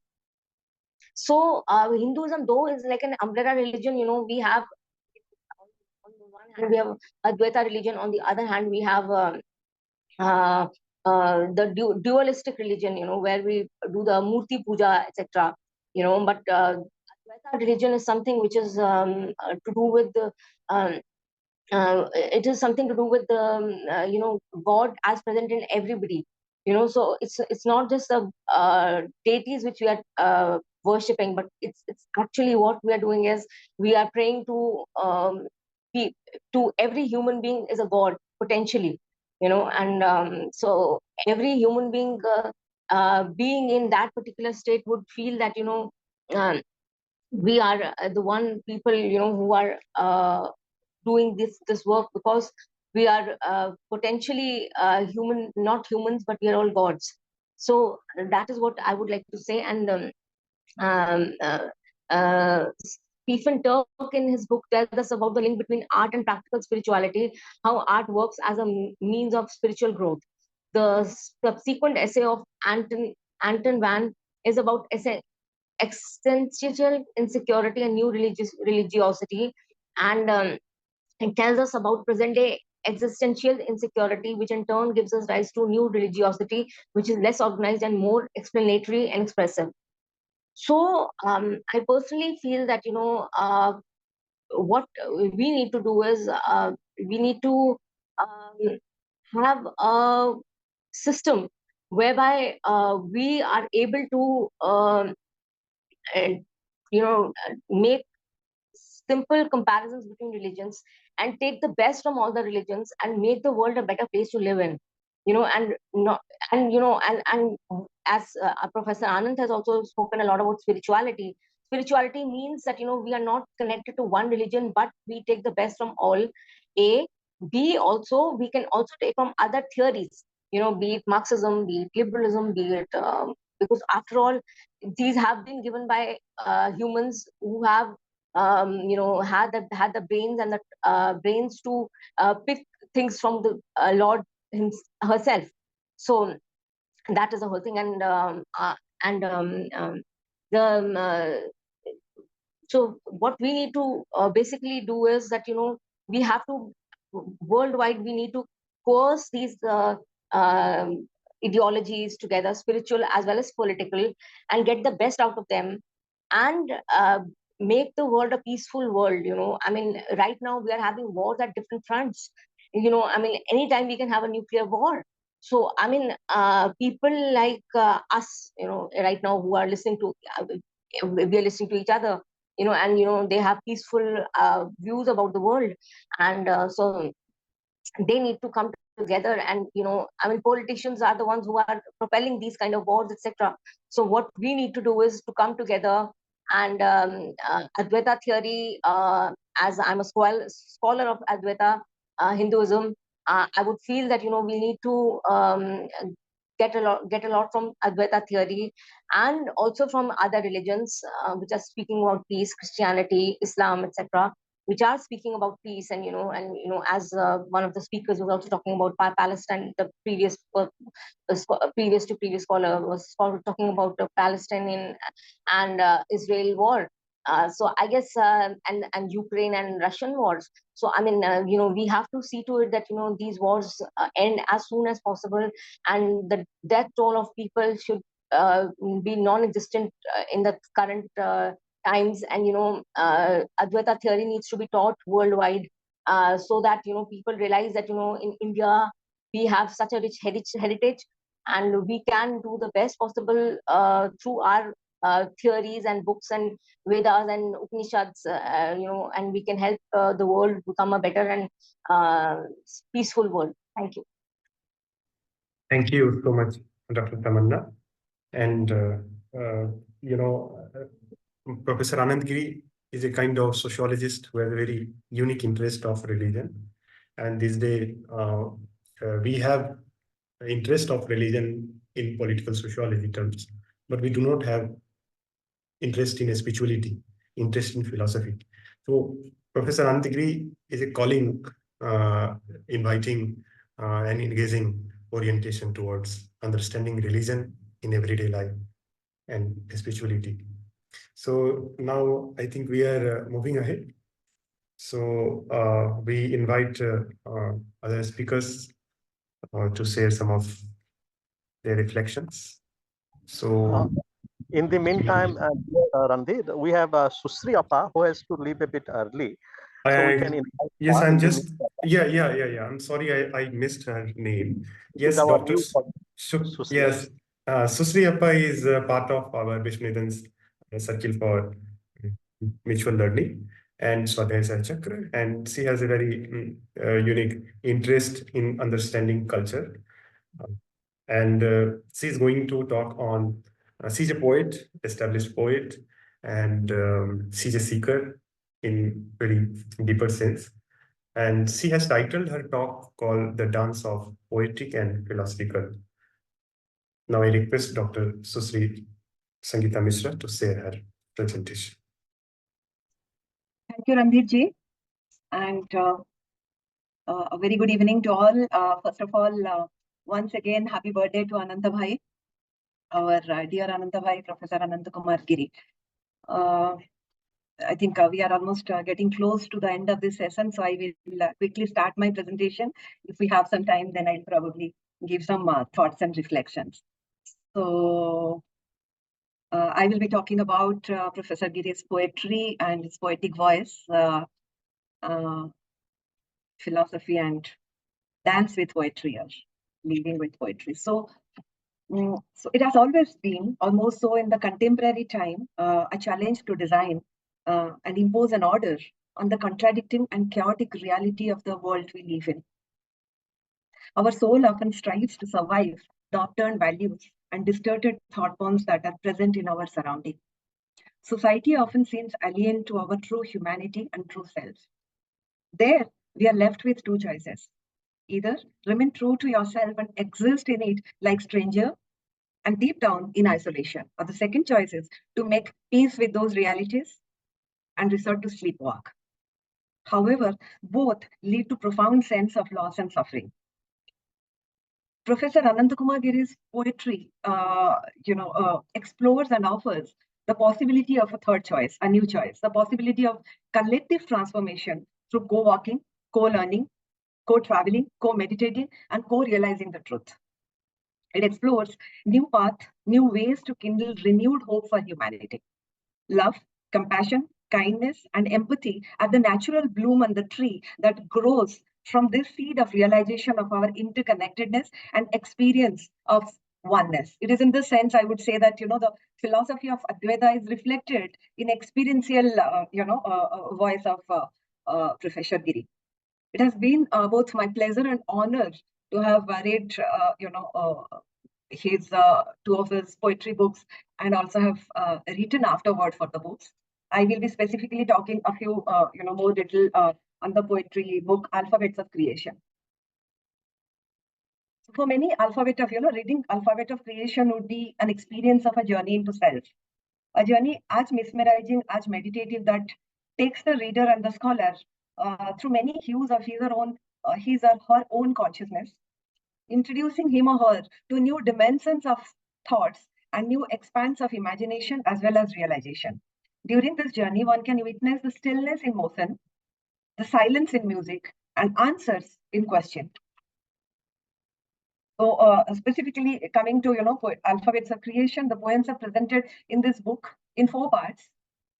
Those have been born in many different places of the world and at many different occasions, many different time, frame. Yet the central thought, has been a common poetic phase that has, the poetic voice has been one and it has remained unwavering all throughout. It constantly ideates and approaches new path, new wings, new hope, new birth, and new composition of, of commons, the new bird of co-creation, the new birth of co-realization, new rainbow of evolution. I would here at this stage, quote few of his words to best explain this, the last few sentences that I have mentioned here. We need new stories, in his words, we need new stories, even new storytellers, new myths, new magic, memories, new spaces, dance of imagination, gathering subjugated knowledge as herbs of healing, alchemies of restitution and regeneration, speaking and listening to many voices in a new gathering of past, present, and future. These are a few lines of, his poem titled Songs of Wings. While the poetic voice often laden with pain, sorrow, ignorance, and the pain and sorrow of ignorance and darkness that are around, it doesn't dwell over there. It tears the darkness and proceeds towards hope and light. It grows beyond the pain and accepting pain and grows beyond the fear of grows beyond fear, or rather sometimes fundles fears. Powerful expressions like but the powerful expressions like but is there any escape from this search. Pain in the breast of quest, and I have fears too. But I am not afraid anymore. I fondle my fear. We kiss the river of infinity in recites, in Varanasi, in Jerusalem, Makkah, Manasanavar.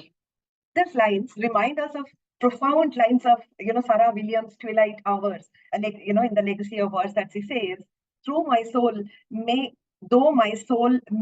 set in darkness, it will rise in perfect light. I have loved the stars too fondly to be fearful of the night.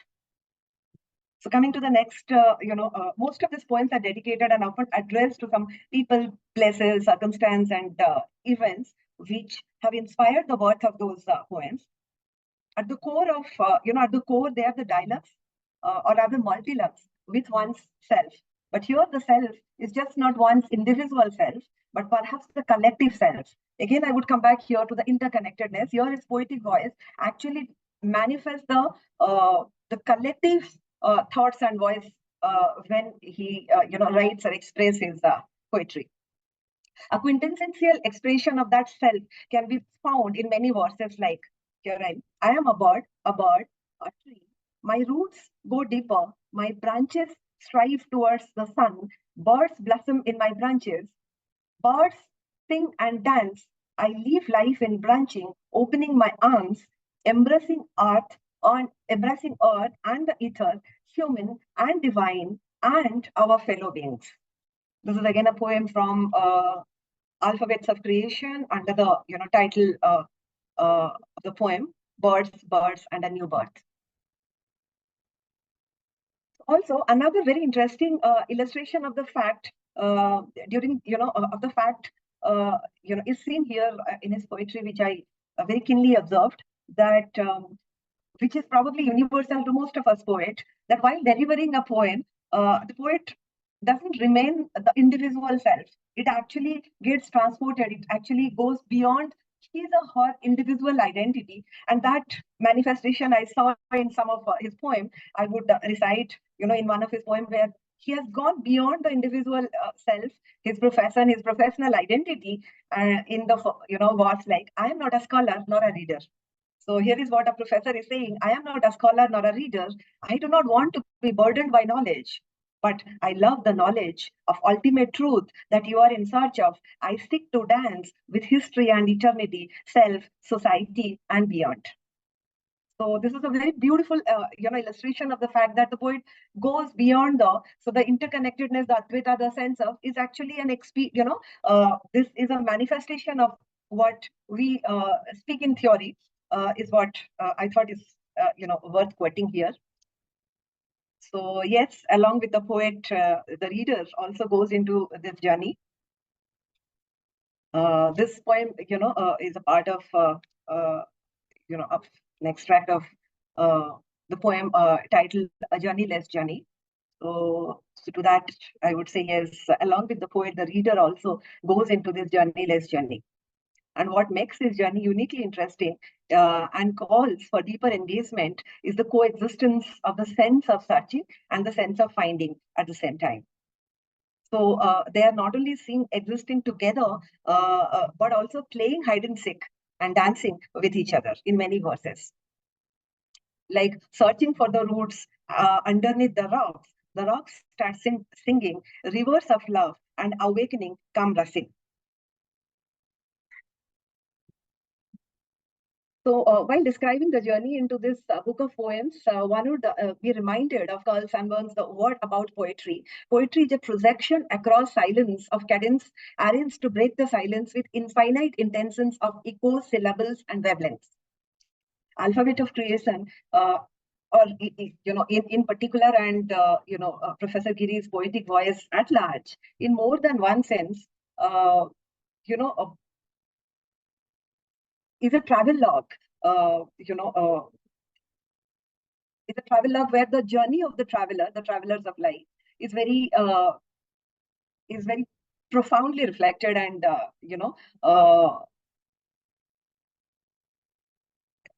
manifested, is what I would say. A travel log of a traveler traveling in time and space. where the feet are transferred into the wings of imagination, the wings of experience, and the wings of transformation.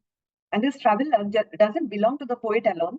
It is of the student of life swimming across the ocean of experience.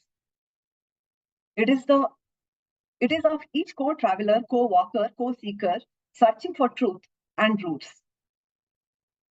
It is of the reader who discovers new dimensions of thoughts and new hues of consciousness, new possibilities, new hopes, and new home of humanity. As expressed by the poet Voyager, our meditative movement that become passage for a new mirroring. And in that mirror, when we are reflected not just as our individual or single self, but as our collective self. So with this, I would, probably, love to have a poetic, few lines of poetry as a dedication to Professor Giri, but probably at the end, because, I think other speakers are also there to speak. Thank you, Ranjitji. I'll rather stop here.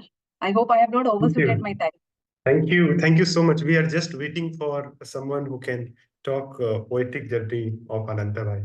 And you have beautifully explained and shared very insightful engagement of his poetry quest. So, Ananta Bhai, shall we start discussion, or we have some Yes. other? So we can have discussion for 5-10 minutes, then we would transit to the next session, which would be chaired by Minati. In the meantime, thanks and gratitude to to Professor Bilmoria, Osman, and Vikas, Tamanna, and Susiya, please. Yes. You can invite Salini, Sister Salini, to share a bit of our reflection. Sister Salini is there. Okay. Yes, Sister Salini, who always speak in our forum. I am here. For all of us, I am here. I know, we know her deep connection with the idea of compassion, love, and a very deep reading of Christianity. So now I request Sister Salini to share some of your thoughts. I did not think about anything beforehand. I joined this session only when you began at 4 o'clock. But listening to the various speakers, certain inspiration thoughts came to my own mind. And it is rather strange that I could vibrate with what Dr. Tamanna shared. And also what just now the poetic, I was not even aware these poems were coming from Professor Ananda. I was wondering about my own ignorance, how little I knew or know about your writings. But I was pleasantly surprised. Going back to a little bit about spirituality, which Dr. Tamanna was talking about various religions, and the spiritual seeker will take whatever is good in various religions and make one's way towards the supreme, or the divine, the sacred, as one finds within one's own heart and soul. In that context, I thought of most of the religions being formed and the scriptures written in a patriarchal context. There is quite easy that people will get an idea of a God who is patriarch, a patriarchal image of God. We see that in Bible. I'm not very sure about the other religions to speak authoritatively, but Bible surely I can speak. A patriarchal image of God is being portrayed, and that God is almighty, all-knowing, beyond us, one who is judging, controlling. These are image of a patriarchal God coming mainly from the Old Testament. Even the Old Testament in the Bible, that is the Hebrew scriptures, also gives the other aspect of God as a feminine, the mother, compassionate, loving.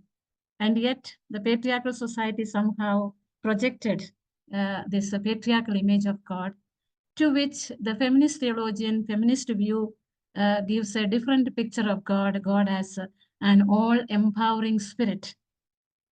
And for me as a woman, as a Christian, looking at Jesus, that gives a kind of an image, God as an empowering spirit that dwells in the person and that dwells also in the community of people. I was very much again taken up by this whole question of co-working, co-learning, co-realization. I think again from a feminist lens, it's a whole question of interconnectedness of all creation, all humanity, interconnectedness, cooperation. These are all feminist worldview. And so I was kind of able to vibrate with this type of concept. And surely I enjoyed listening to Alphabets of Creation as I think Dr. Shoshri has just beautifully exposed that 2 books of poetry. I just enjoyed, I could just feel one with it and felt very much at home. And in my own searching and seeking as a seeker, for me, God is a God of compassion and love. God is also just. But more and more, I dissociate myself looking at God as a punishing God. Yet at the same time, how do I make sense of, a lot of injustice, violence? People, morning we also heard about the whole question of ethics and morality. And how do we, kind of make sense of what is happening? And therefore, somehow I realize or I experience from my own life a little bit of experience that if I do something wrong, if I take a wrong path, surely, I have to eat the cake I make. Not that God punishing me, but it is a result of what I am doing. And that I cannot escape. God is always inviting me to take the right path, luring me, giving me all the grace, giving me all the opportunity to take the right path. But if I take the wrong path, God waits with a lot of compassion and love. But I would be like a wounded child, wounded because of my own actions, wrong actions. Not that this God punishing me. So I move away from such a concept. And today when I listened to, somehow I felt that these are some of the ideas Professor Ananda is also putting forward from his own individual search. And I like very much this self as a connected self, moving away from this soul, individual self. For me, that is also moving from egocentrism to unity consciousness of the heart. Egocentrism, the self, that comes from maybe from our head level. But as one moves towards the heart, it is much more of unity consciousness. I am related with everything and everyone else.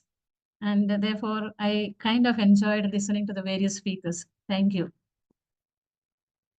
Thank you so much, Mr. Salmi.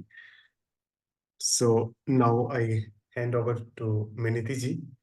She is going to chair this session, and we are supposed to invite Dr. Gyan Luigi, but he's not there. So Ananta bhai, so we can initiate. Dr. Would join at 7:15. So Okay. now, go to the next session. Minati chairing, and already Dr. Vijay Lakshmi Das is with us. So let us begin. Minati and Dr. Vijay Lakshmi Das. Thank you, Randhir. Thank you, Ananta bhai. So now we come to Ananta bhai's another aspects. I mean, his deep journey as a creative Odia writer. We all know how he delves into the world of both the languages with ease, from the grassroots to the global platform. So I would say his journey of knowledge, learning, experiment, and experiences continues to expand. So not only in his work, but also in his life, he has been practicing the realistic view of pluralism.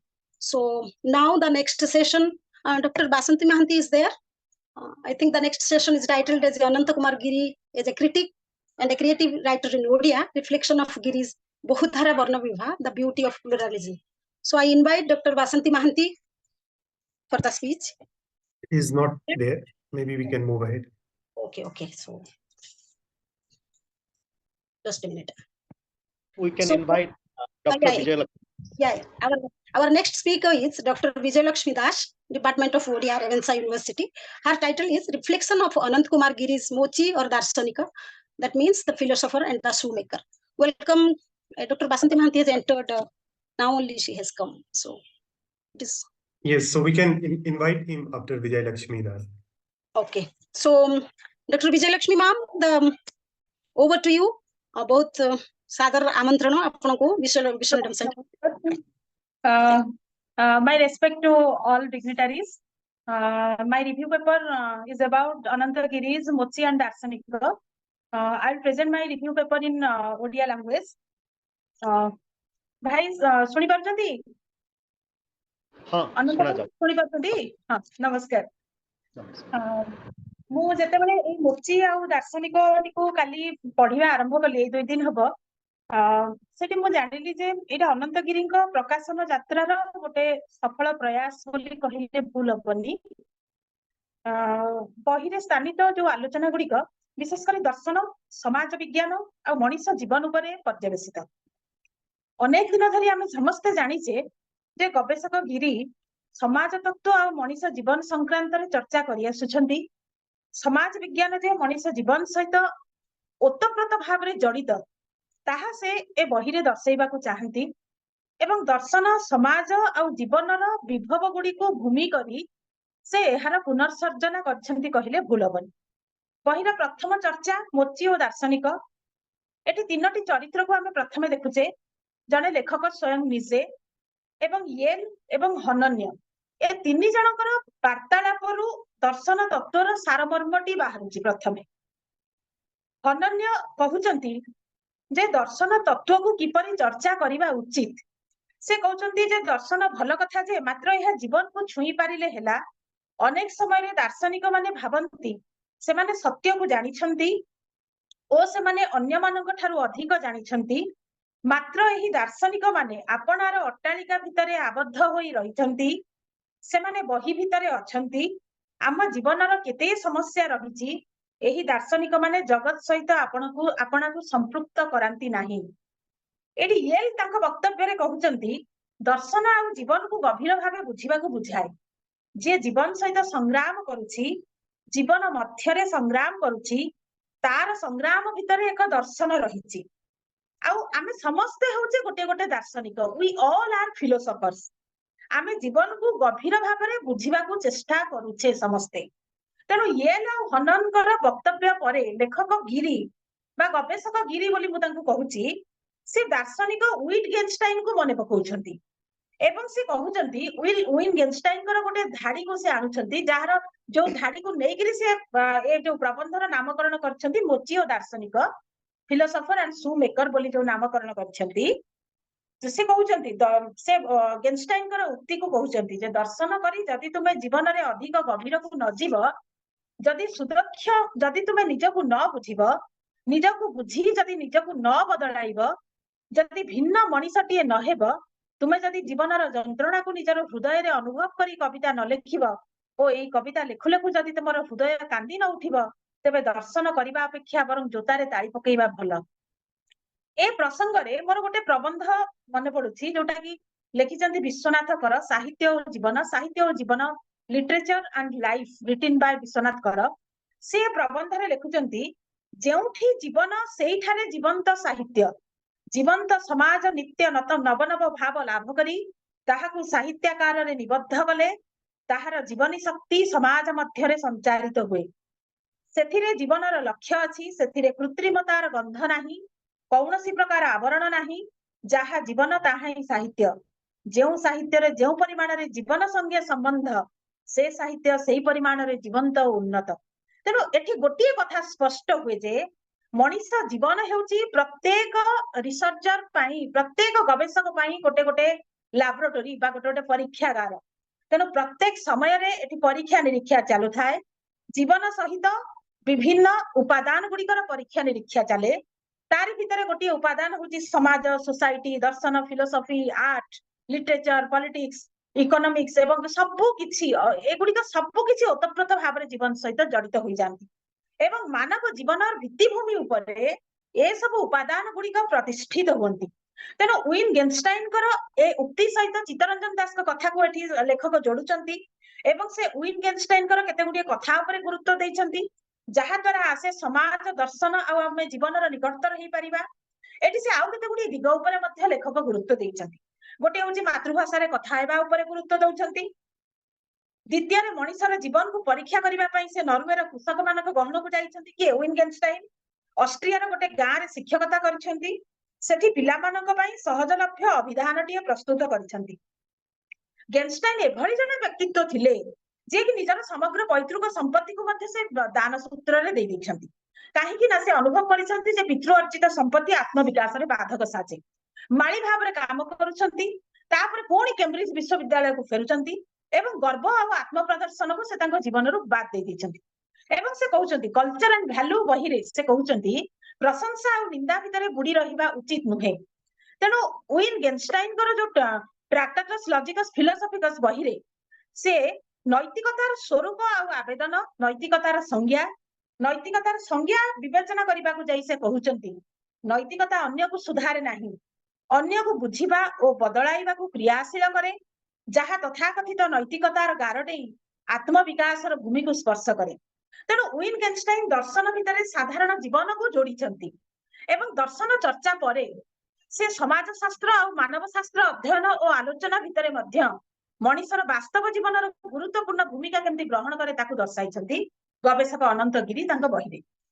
से कहउछंती जे समाज शास्त्र युक्त मानव शास्त्र एवं दर्शन शास्त्र ए तीनी गोटी शास्त्र पाई क्षेत्र गवेषणा एकांत जरूरी जहाको हमें इंग्रजी रे फील्ड स्टडी बोली कहू।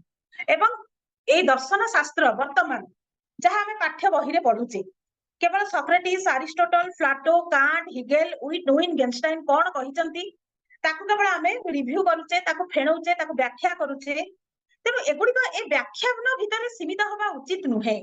से कोजन दर्शन जीवन विषय रे फील्ड वर्क करी जीवनर कविता हेबा उचित। एठी गोटे प्रबंधर उदाहरण को दउची जहाकू लिखिथिले हमर ओडिया रे ख्यातनामा प्राबंधिक विपिन बिहारी राय। से मानव जीवन संपर्क रे केतोटी कथा से कहउचंती।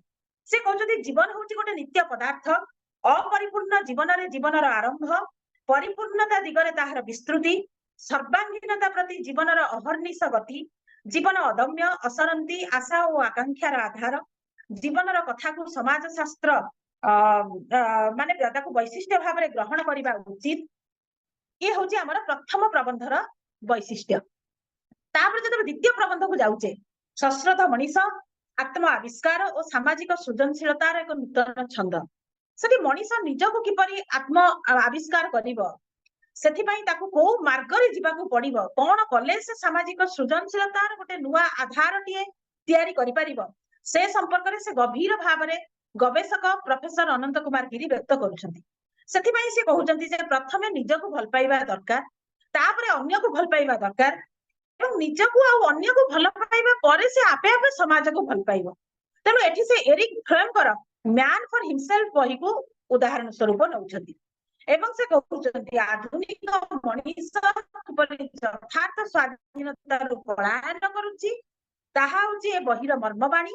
ए बहिटी लेखिबा पई जैसे फ्रॉयड मार्क्स आ बौद्ध धर्म रु प्रेरित अनुप्रेरित होइचंती एवं द्वितीय भाग रे गोटे सुस्थ आनंदमय जीवन स्वरूप किपरि हेबा उचित से संपर्क रे से मार्ग दर्शाउचंती जहाको से प्रोडक्टिव ओरिएंटेशन बा सर्जनात्मक दिग विन्यास बोली आख्यायित करूछंती। ए दिग विन्यासर दुईटी धारा भाव रे से प्रेम आ सर्जनात्मक चिंतन को ग्रहण करछंती एवं कहउचंती जे सर्जनात्मक प्रेम क्रिएटिव लव जोटा को हमें कहिबा तार चारोटी ब्रांच रही 4 ब्रांचेस इन क्रिएटिव लव जेंति यत्न अंगीकार बोध सम्मान ए सब गुडी ज्ञान एवं सृजनशील प्रेम सहित सृजनशील चिंतन मध्य जड़ित होइकी रही एवं ए सृजनशील चिंतन मूल रे दुईटी उपादान रही गोटे होची श्रद्धा एवं आ गोटे होची सम्मान। मैन फॉर हिमसेल्फ बहिर जो सब टाइटल टी अछि an inquiry into psychology of ethics एठी से नैतिकतार मूल व्याख्या करूछंती। आमे जतबे नैतिकता को गोटे संकीर्ण अर्थ रे आमे साधारणतः ग्रहण करूछे सेठी आमे पुरुष आ स्त्री रा संपर्क जहा समाज रे जहा प्रचलित थिला ताको आमे मानि नउचे एठी जातीय संपर्क मध्य आसुची नारी पुरुष संपर्क रे हमर समाज रे गोटे व्याप्त क्षेत्र हमको तयारी करबा को पड़िबो जोटी जातीयान नथिबो बा पुरुष नारी संकीर्ण सीमा भितर सीमाबद्ध हेउ नथिबे ଏବଂ ଏ ଯୋଉ ପରିବ୍ୟାପ୍ତ କ୍ଷେତ୍ର ଏଠି ବ୍ୟକ୍ତିର ସ୍ୱାଧୀନ ବିକାଶ ହୋଇପାରୁଥିବ ଏବଂ ଏ ବିକାଶ ଆତ୍ମ ଆବିଷ୍କାର ଆଉ ସାମାଜିକ ସୃଜନଶୀଳତା ନିମନ୍ତେ ଆମକୁ ବାଟ କଢାଇ ନେଉଥିବ। ତାପରେ ଆମେ ତୃତୀୟ ପ୍ରବନ୍ଧକୁ ଯେତେବେଳେ ଯାଉଛେ ଅଥାତଃ ସମାଜ ଜିଜ୍ଞାସା, ସେଠି ପ୍ରଫେସର ଗିରି ପ୍ରଥମେ କହୁଛନ୍ତି ଯେ ସମାଜ ସହିତ ଆମର ସମ୍ପର୍କ କଣ? ସମାଜ ସହିତ ଆମର ସମାଜ ହଉଛି ଆମ ଜୀବନର ଭୂମି, ଆମ ସମ୍ବନ୍ଧର ଭୂମି ଏବଂ ସମାଜର ଭୂମିରେ ଆମେ ଜନ୍ମ ନେଲେ ଜୀବନରେ ଯେମିତି ଆମେ ମା ବିନା ଆମେ ବଞ୍ଚି ପାରିବା ନାହିଁ, ତେଣୁ ସମାଜ ଆମର ମାତୃତୁଲ୍ୟ, ସମାଜକୁ ଛାଡି ମଣିଷ କେବେ ବଞ୍ଚି ପାରିବ ନାହିଁ। ତେଣୁ ସମାଜ ହଉଛି ଗୋଟେ ବହୁସ୍ତରୀୟ ବ୍ୟବସ୍ଥା। ଯେମିତି ବିକାଶକୁ ବହୁସ୍ତରୀୟ ବ୍ୟବସ୍ଥା ବୋଲି ହାବରମାସ ମଧ୍ୟ କହୁଛନ୍ତି, ସେମିତି ସମାଜ ମଧ୍ୟ ହଉଛି ଗୋଟେ ବହୁସ୍ତରୀୟ ବ୍ୟବସ୍ଥା। ଏ ବହୁସ୍ତରୀୟ ବ୍ୟବସ୍ଥା ଭିତରେ ଆମର 3ଟି ଅଙ୍ଗ ଆସୁଛି। ଗୋଟେ ହଉଛି ସମାଜ, ଗୋଟେ ହଉଛି ବ୍ୟକ୍ତି ଆଉ ଗୋଟେ ହଉଛି ସଂସ୍କୃତି। ତେଣୁ ସମାଜ ବିଷୟରେ ଜାଣିବା ପ୍ରତ୍ୟେକ ବ୍ୟକ୍ତିର ହଉଛି ଗୋଟେ ମୌଳିକ କଥା। ତେଣୁ ଏଇ ଯୋଉ ସମାଜ ବିଷୟରେ ଜାଣିବା ଆଜି ପ୍ରତ୍ୟେକ ଗବେଷକ ପାଇଁ ଗୋଟେ ଆହ୍ୱାନ ହେଇକି ଠିଆ ହେଇଛି। ତେଣୁ ଜାଣିବା ଯାହାକୁ ଆମେ ଜିଜ୍ଞାସା ବୋଲି କହୁଛେ, ଏଇ ସମାଜ ଜିଜ୍ଞାସା ଉପରେ ମଣିଷ ଆଧୁନିକ ଯୁଗରେ ଗୁରୁତ୍ୱ ଦଉଛି। ବର୍ତ୍ତମାନ ସମୟରେ ଆମେ ଜାଣିବାକୁ ବେଶୀ ବେଶୀ ଆଗ୍ରହୀ ହେଇପଡିଛି ଏବଂ ସମାଜ ସମ୍ପର୍କରେ ଯଦି ଜାଣିବାକୁ ହୁଏ ସେଥିପାଇଁ ଆମକୁ ପ୍ରଥମେ ଇତିହାସର ପ୍ରକ୍ରିୟା ପାଖକୁ ଯିବାକୁ ହେବ। ଏ ଇତିହାସର ପ୍ରକ୍ରିୟା ପାଖକୁ ଯିବା ଉପରେ ପ୍ରଫେସର ଗିରି ଗୁରୁତ୍ୱ ଦଉଛନ୍ତି ଏବଂ ଇତିହାସରେ ଯୋଉ ଯୋଉ ଆନ୍ଦୋଳନ ଗୁଡିକ ଘଟିଛି ସେସବୁକୁ ମଧ୍ୟ ଆମକୁ ବୁଝିବାକୁ ପଡିବ ଏବଂ ସମାଜ ବୋଇଲେ ବ୍ୟକ୍ତି ବିକାଶର ମର୍ଯ୍ୟାଦାର ଭୂମି ବୋଲି ଗବେଷକ ଗିରି କହୁଛନ୍ତି ଏବଂ ସାମାଜିକ ଆନ୍ଦୋଳନ ମାନ ଏ ମର୍ଯ୍ୟାଦାର ଭୂମିଟିଏ ପାଇବା ପାଇଁ ଉଦ୍ୟମ କରନ୍ତି, ମାନବ ମୁକ୍ତି ପାଇଁ ପ୍ରୟାସୀ ହୁଅନ୍ତି। ଏଠି ଆଉ ଗୋଟେ ପ୍ରଶ୍ନ ସେ ଆଣୁଛନ୍ତି ଯେ ସମାଜର ପୁନର୍ବିଚାର କେମିତି କରିବା। ଏଠି ଇମାନୁଏଲ ୱାଲ୍ଟର ଷ୍ଟାଇନ 6ଟି ଆହ୍ୱାନ ଦେଇଛନ୍ତି। ସେ 6ଟି ଆହ୍ୱାନକୁ ପ୍ରଫେସର ଗିରି ଆମକୁ କହୁଛନ୍ତି ଯେ ସମାଜ ବିଜ୍ଞାନ ୟୁରୋ ଆମେରିକୀୟ ପ୍ରାଧାନ୍ୟରେ ଯୋଉ ବନ୍ଦୀ ହେଇକି ରହିଛି, ସମାଜ ବିଜ୍ଞାନକୁ ଆମେ ୟୁରୋ ଆମେରିକୀୟ କନସେପ୍ଟ ଭିତରୁ ବାହାରକୁ ବାହାର କରିବା, ଯୋଉଟା କି ଆମର କୁହାଯାଏ ଯେ ଖ୍ରୀଷ୍ଟୀୟ, ଆଉ ଟିକେ ମୁଁ ତାକୁ ସ୍ପଷ୍ଟ କରିଦଉଛି, ଆମର ସାଧାରଣତଃ ଖ୍ରୀଷ୍ଟୀୟ ତ୍ରୟୋଦଶ ଚତୁର୍ଦ୍ଦଶ ଶତାବ୍ଦୀରେ ୟୁରୋପୀୟ ମାନଙ୍କ ଭିତରେ ଗୋଟେ ନୂଆ ଭୂମି ଖୋଜିବାର ଯାତ୍ରା ଆରମ୍ଭ ହେଇଛି। ମଣିଷ ଭିତରେ ପରିଚିତିକୁ ସମ୍ପ୍ରସାରିତ କରିଛି, କିନ୍ତୁ ଏକ ପରିଚିତ ପୃଥିବୀର ପରିସୀମାକୁ କ୍ରମଶଃ ଛୋଟ କରିଦେଇଛି। ପୃଥିବୀ ଆଉ ତାର ସମ୍ପଦ ମାନଙ୍କର ରହସ୍ୟକୁ ଖୋଜିବା, ବୁଝିବା, ଭେଦିବା ଏବଂ ଉପଭୋଗ କରିବା ପାଇଁ ମଣିଷ ଜାଗ୍ରତ ଆଉ ଶ୍ରଦ୍ଧାଶୀଳ ହୋଇପଡିଛି। ଯଦି ଜାଗ୍ରତ ଆଉ ଶ୍ରଦ୍ଧାଶୀଳ ହୋଇନଥାନ୍ତେ ତାହେଲେ ପ୍ରଫେସର ଗିରି ଆଜି ଏତେ ସୁନ୍ଦର ବହିଟି ଆମକୁ ଉପହାର ଦେଇନଥାନ୍ତେ। ତେଣୁ ସମାଜ ବିଜ୍ଞାନ ବୌଦ୍ଧିକତାର ପୁନର୍ବିଚାର କରିବା, ସମୟର ପୁନର୍ବିଚାର, ଜଟିଳତା ଅନିର୍ଦ୍ଦିଷ୍ଟତାକୁ ଅସ୍ୱୀକାର, ଲିଙ୍ଗଗତ ଆହ୍ୱାନ, ଆଧୁନିକତାର ପୁନର୍ବିଚାର ଏସବୁ ଉପରେ ସେ ଗୁରୁତ୍ୱ ଦଉଛନ୍ତି। ବ୍ୟକ୍ତିର ପୁନର୍ବିଚାର ମଧ୍ୟ ସମାଜକୁ ନୂଆ କରି ଚିହ୍ନିବାର ବାଟ ଦେଖାଏ। ବ୍ୟକ୍ତିକୁ ପ୍ରମୁଖ ଭୂମିକା ଦେଇଥାଏ। ବ୍ୟକ୍ତିର ବିଭିନ୍ନ ସ୍ତରକୁ ମଧ୍ୟ ସେ ଦେଖାଉଛନ୍ତି। ଆମେ ସାଧାରଣତଃ ସମାଜରେ ଆମେ ନାନାଦି କାମ କରୁଛେ। ଆମର ଭୂମିକା, ମୁଁ ଗୋଟେ ଶିକ୍ଷକ, ଗୋଟେ ଅଧ୍ୟାପିକା ଅଛି, ମୁଁ ସମାଜରେ କାମ କରୁଛି, ପାଠ ପଢଉଛି ପିଲାଙ୍କୁ, ମତେ ଦରମା ମିଳୁଛି। ଏ କଥା ମଧ୍ୟ ପ୍ରଫେସର ଗିରି ଏଠି ଲେଖୁଛନ୍ତି। ମାତ୍ର ଏହା ମୋର ବ୍ୟକ୍ତିତ୍ୱର ଗୋଟେ ସବୁ ପରିଚୟ ନୁହେଁ। ଶିକ୍ଷକତା ମୋର ମୂଳ କର୍ମ। ତାପରେ ମୁଁ ଯେତେବେଳେ ଘରକୁ ଚାଲି ଆସୁଛି ବା ବିଶ୍ୱବିଦ୍ୟାଳୟରୁ ଘରକୁ ଚାଲି ଆସୁଛି, ସେତେବେଳେ ମୋ ପଛରେ ଆହୁରି ଅନେକ ଗୁଡିଏ ସମ୍ପର୍କ ଯୋଡି ହେଇଯାଉଛି। ମୁଁ କାହାର ଝିଅ, ମୁଁ କାହାର ସ୍ତ୍ରୀ, ମୋର ପୁଅ କିଏ, ମୋ ପୁଅର ମୁଁ ମା, ଏମିତି ଅନେକ ସମ୍ପର୍କ ତା ଭିତରେ ଯୋଡି ହେଇଯାଉଛି। ପରିଶେଷରେ ଆସୁଛି ମୁଁ ହଉଛି ଗୋଟେ ଦେଶର ନାଗରିକ। ତେଣୁ ଏଇ ଯୋଉ ଭିନ୍ନ ଭିନ୍ନ ଭୂମିକା ମାନ ପରସ୍ପର ସହିତ କେମିତି ଯୋଡି ହେଇକି ରହିଛନ୍ତି ଏବଂ ତାହା କେମିତି ଗୋଟେ ବ୍ୟକ୍ତିର ବ୍ୟକ୍ତିତ୍ୱକୁ ପରିମାର୍ଜିତ କରିବାରେ ଗୋଟେ ପ୍ରମୁଖ ଭୂମିକା ନଉଛି, ସେ ସମ୍ପର୍କରେ ପ୍ରଫେସର ଗିରିଙ୍କର ସୂକ୍ଷ୍ମ ଅନ୍ତର୍ଦୃଷ୍ଟି ରହିଛି ଏଇ ଉକ୍ତି ଭିତରେ। ତେଣୁ ବ୍ୟକ୍ତିର ବହୁ ପରିସରର ସ୍ଥିତି ବୋଲି ଆମେ ଯାହାକୁ କହୁଛେ। ଆଉ ଗୋଟେ ଚମତ୍କାର ଉଦାହରଣ ସେ ଦଉଛନ୍ତି ଯେ ଶିଳ୍ପ ବିପ୍ଳବ ହେଇଛି ଯଦି ପରିବାର ନଥାନ୍ତା। ଭାରି ବଢିଆ କଥାଟେ ସେଠି ଲେଖିଛନ୍ତି। ସେ କହୁଛନ୍ତି ଯେ ପରିବାର ସହିତ ଯତ୍ନ ଜଡିତ ହେଇକି ରହିଛି। ଆମେ ଯେତେବେଳେ କାମ କରୁଛେ, କାମ କଲା ବେଳେ ଖାଇବା ସବୁ ଟିଫିନରେ ଆମେ ଘରୁ ନଉଛେ। ଖାଇବାଟି ତିଆରି କରୁଛି କିଏ ନା ହେଇପାରେ ସ୍ତ୍ରୀ ତିଆରି କରୁଛି, ନହେଲେ ମା ତିଆରି କରୁଛି, ନହେଲେ ଭଉଣୀ ତିଆରି କରୁଛି। ଏଥିପାଇଁ ତାକୁ ଦରମା ମିଳୁଛି କି ଦରମା ମିଳୁନାହିଁ। ପରିବାରରେ ବିନା ପଇସାରେ ଅନେକ କାମ ହଉଛି, ଉତ୍ପାଦନ ହଉଛି, ଲାଭ ମଧ୍ୟ ହଉଛି। ତେଣୁ ପରିବାର ରୂପକ ଯୋଉ ଶ୍ରଦ୍ଧାର ସ୍ନେହର ଭୂମିଟି ରହିଛି ତା ମଧ୍ୟ ଆମ ଅର୍ଥନୀତିର ଭୂମିକୁ ପ୍ରଭାବିତ କରୁଛି। ପ୍ରତ୍ୟକ୍ଷରେ ନହେଲେ ମଧ୍ୟ ପରୋକ୍ଷରେ ଆମକୁ ପ୍ରଭାବିତ ନିଶ୍ଚିତ ଭାବରେ କରୁଛି। ତେଣୁ ସାମାଜିକ ଗବେଷଣାର ଆଧାର ଭାବରେ ସେ 2ଟି କଥା ଉପରେ ତାପରେ ଗୁରୁତ୍ୱ ଦଉଛନ୍ତି। ସେ କହୁଛନ୍ତି ଗୋଟିଏ ହଉଛି ସଂଖ୍ୟାତ୍ମକ ଗବେଷଣା, ଆଉ ଗୋଟେ ହଉଛି ଗୁଣାତ୍ମକ ଗବେଷଣା। ଏବଂ ସେ କହୁଛନ୍ତି ସଂଖ୍ୟାତ୍ମକ ଗବେଷଣାରେ ଆମେ ଯେତେବେଳେ ଯାଉଛୁ ଫିଲ୍ଡ ଷ୍ଟଡି କରିବା ପାଇଁ, ମୋ ପାଖରେ ଯେତେବେଳେ ଗୋଟେ ପିଲାଟି ବିସ୍ଥାପନ ସମସ୍ୟା ଉପରେ କାମ କରୁଥିଲା, ସେ ପ୍ରଥମେ ଗଲା, ପ୍ରଥମ ପ୍ରଶ୍ନ ତାର ଥିଲା ଯେ କଳିଙ୍ଗନଗର ବିସ୍ଥାପନ ଉପରେ। ସେ ଯାଇକି କଳିଙ୍ଗନଗରରେ ପହଞ୍ଚିକିରି କହିଲା ଯେ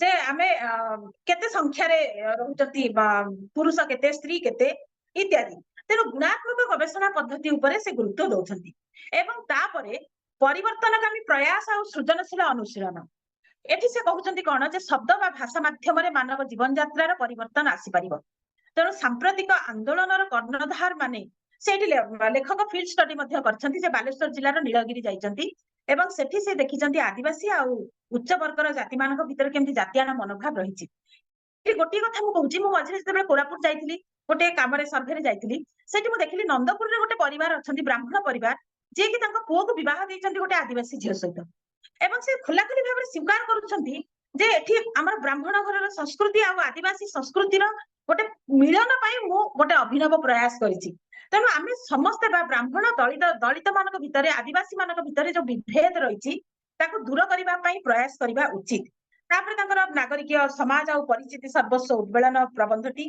जोथिरे आत्मजागरण और पारस्परिक प्रस्फुटनर विस्मय आह्वान रहिछि एवं प्रोफेसर गिरींकर अंतिम प्रबंध प्रयोगशील आध्यात्मिकता और मानवीय विकास भूमि और आकाश एटी से धर्म और आध्यात्मिकता एका कथा नुहे बोली सूचाइछंती एवं प्रत्येक धर्म गोटे संकीर्णता भितर आबद्ध होइकी रहिथाय एवं आध्यात्मिकता एक बृहत्तर परिसर आड़को टाणी दिए वर्तमान मोर कंक्लूडिंग पॉइंट आड़को मु जाउची जे आमे निष्कर्ष कोन पाइले जे अनंत गिरी प्रोफेसर गिरी एटी आत्मकर्षण बा सेल्फ कल्चर करिसंती क्षेत्र जतिके उसर हुए कर्षणकारी श्रम सेतिकी कठिन हुए तेणु एथिरु अनंतक कठिन श्रम स्पष्ट बारी हो जाए आम भितर थिबा हिंसा ध्वंसात्मकता दूरेई निजको परस्पर को फुलटीए भली फुटाइबा दीपटीए भली प्रज्वलित करिबा समाज और जगत को सुंदर आलोकमय करिबा ओडिया रे 6टी चिंतात्मक प्रभाव मोची और दार्शनिकता बहिटी प्रबंध गुड़िक भिन्न स्वादर और आदर्शर समाज दर्शन मानव विद्यार नुआ स्वरूप अन्वेषण और विश्लेषण कराए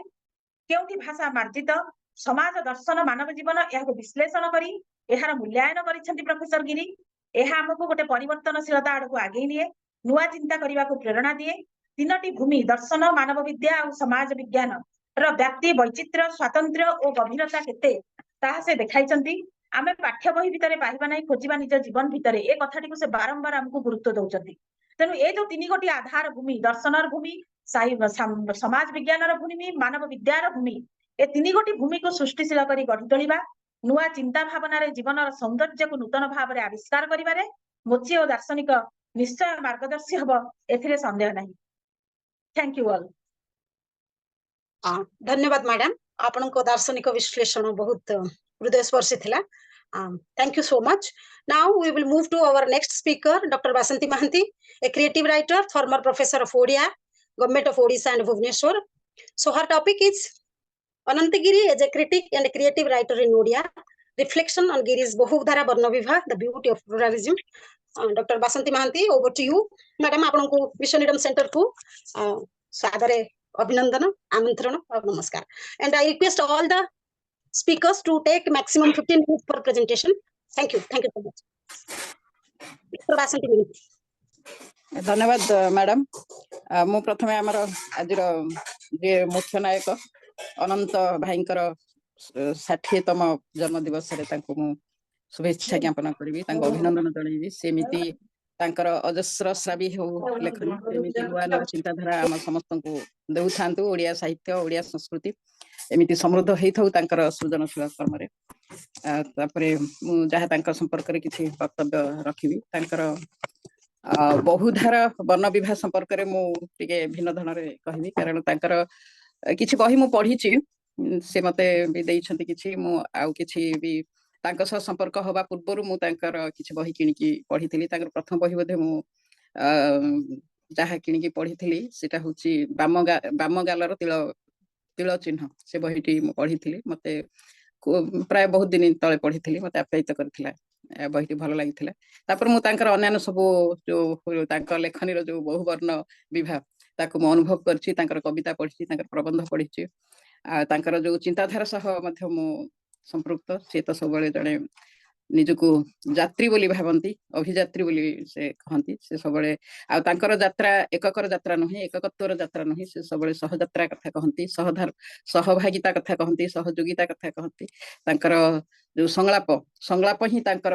दर्शन से परस्पर भितर जो भावर आदान प्रदान करती से भावर आदान प्रदान भितर ही दर्शन प्रस्फुटित होता है। से अनंत गिरी आज आम समस्ते शुभेच्छा ज्ञापन कर अभिनंदन ज्ञापन कर पुस्तक बर्तमान मु भावुची मुझे आलोचना भिन्न धरण जो जगन्नाथ सह श्री जगन्नाथ से बही पर मुझे कहवाई चाहूँगी कारण सब गुड़ा बही बर्तमान आभेलेबुल है ना तेणु से बहीटा अति सुंदर बही निकट में आमर प्रथम क्षमा मांगी नौ जेहतु से बहीटी मोर हस्तगत है ना तेणु ये बहीटे पठे अनंत भाई पीडीएफ मुझे बही संपर्क किसी आलोचना कर अनंत भाई अच्छा बोधे अनंत भाई से जो अच्छा जो श्री जगन्नाथ बहीटी मत खूब माने तत्वगर्भक मन है जदिव से सहज अन्य बही गुड़ाक अन्य ग्रंथ गुड़ाक पुस्तक गुड़ाक जिते तात्विक लिखि था जिते शब्दाडंबर भी से भितर थाए गभीर दर्शन थाए चिंतन थाए किंतु ये जो श्री जगन्नाथ पुस्तकटी मुझे पढ़िली मुझे देखिली अति माने आंतरिक हो जाइछन्ति से जगन्नाथ अति अंतरंग भाव गुड़िक से व्याख्या कर बयान कर प्रथमतः से जो जहाँ समस्त दृष्टि पड़े ना दृष्टि पड़ी से जितेबाला जगन्नाथ दर्शन कर संजोगवशत हो कि सौभाग्यवशत हो से वस्त्र परिवर्तन करुले आ जो जगन्नाथ को निरावरण निर्वस्त्र अवस्था समस्त देखापी समस्त को मिले ना से देखते से अभिभूत हो जाए सत जमी से जगन्नाथ मन गोटे चढ़ई पर से चढ़ई भितर से समग्र विश्व देखुं विश्व मान विश्व दर्शन कला भाई अनुभव होती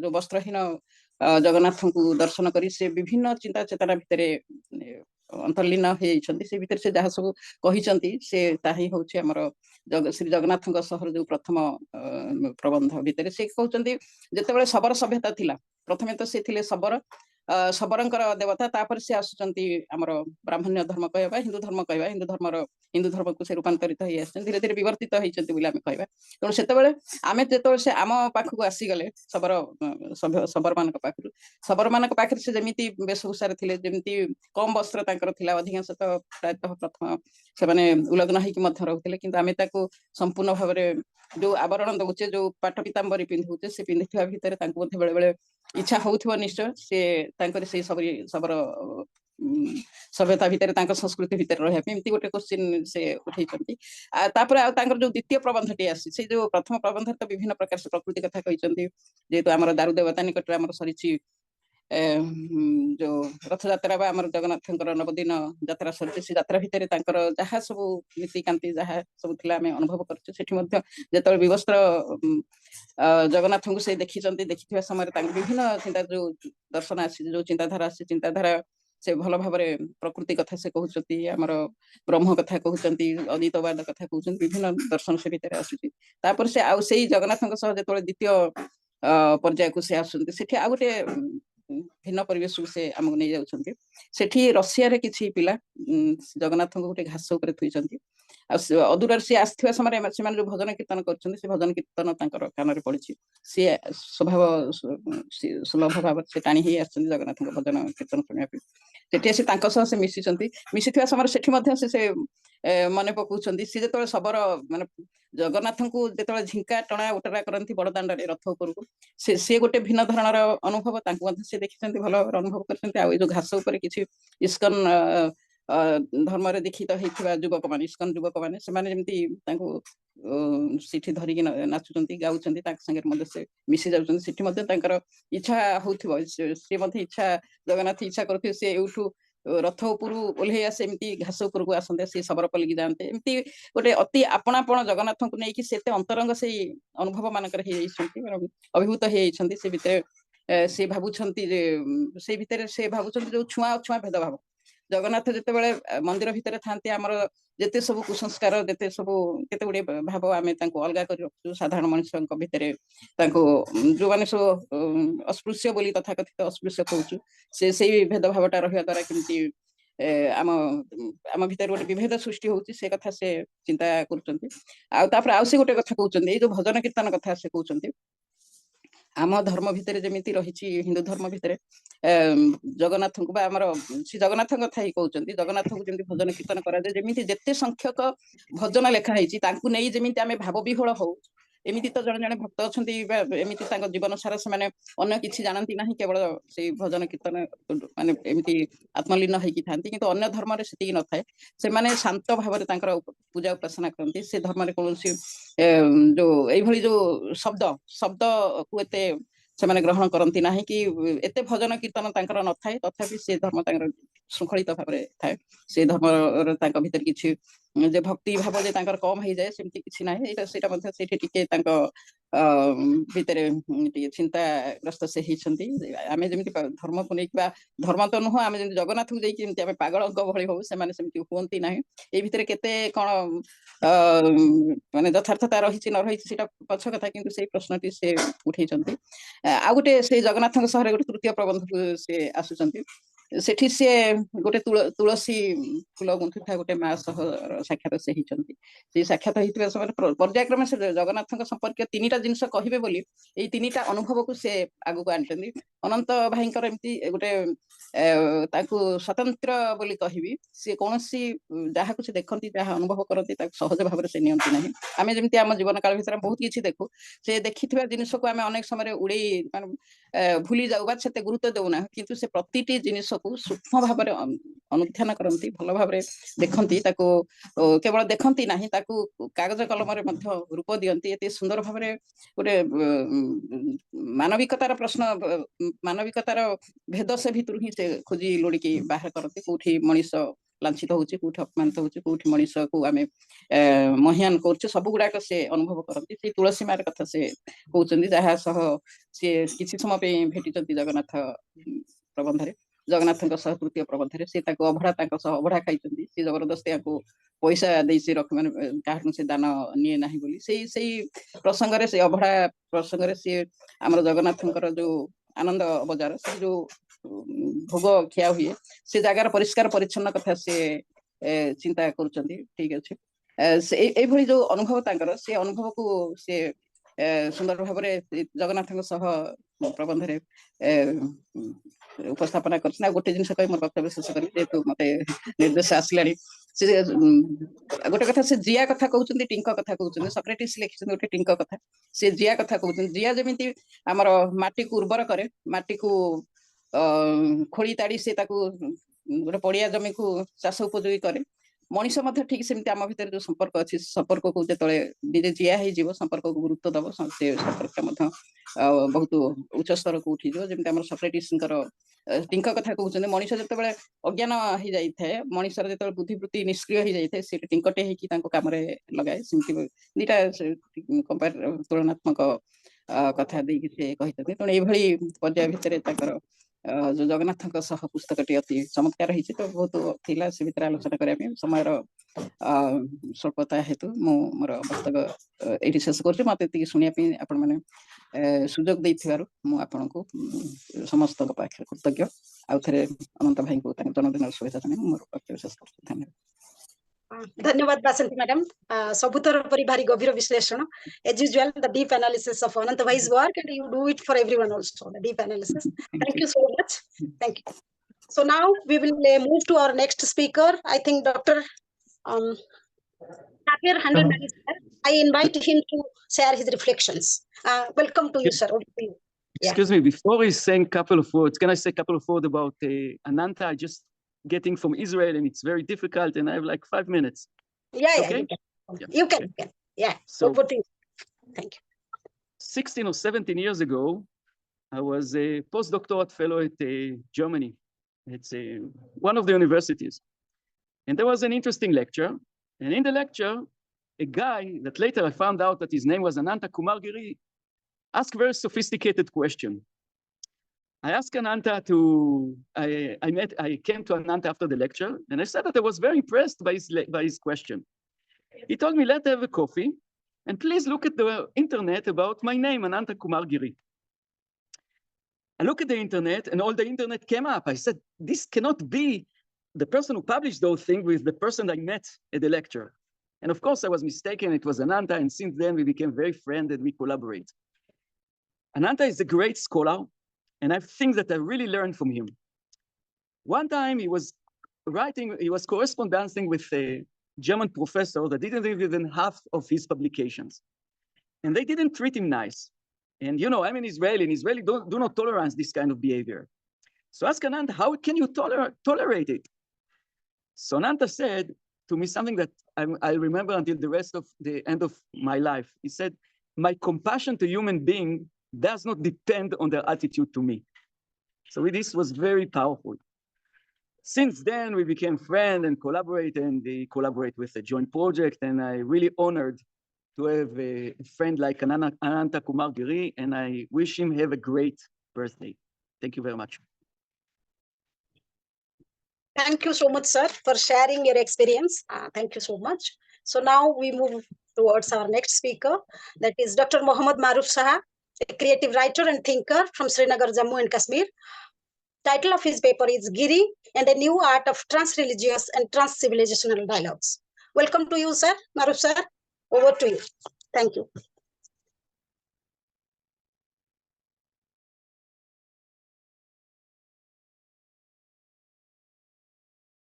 Hello, Maruf sir, are you there?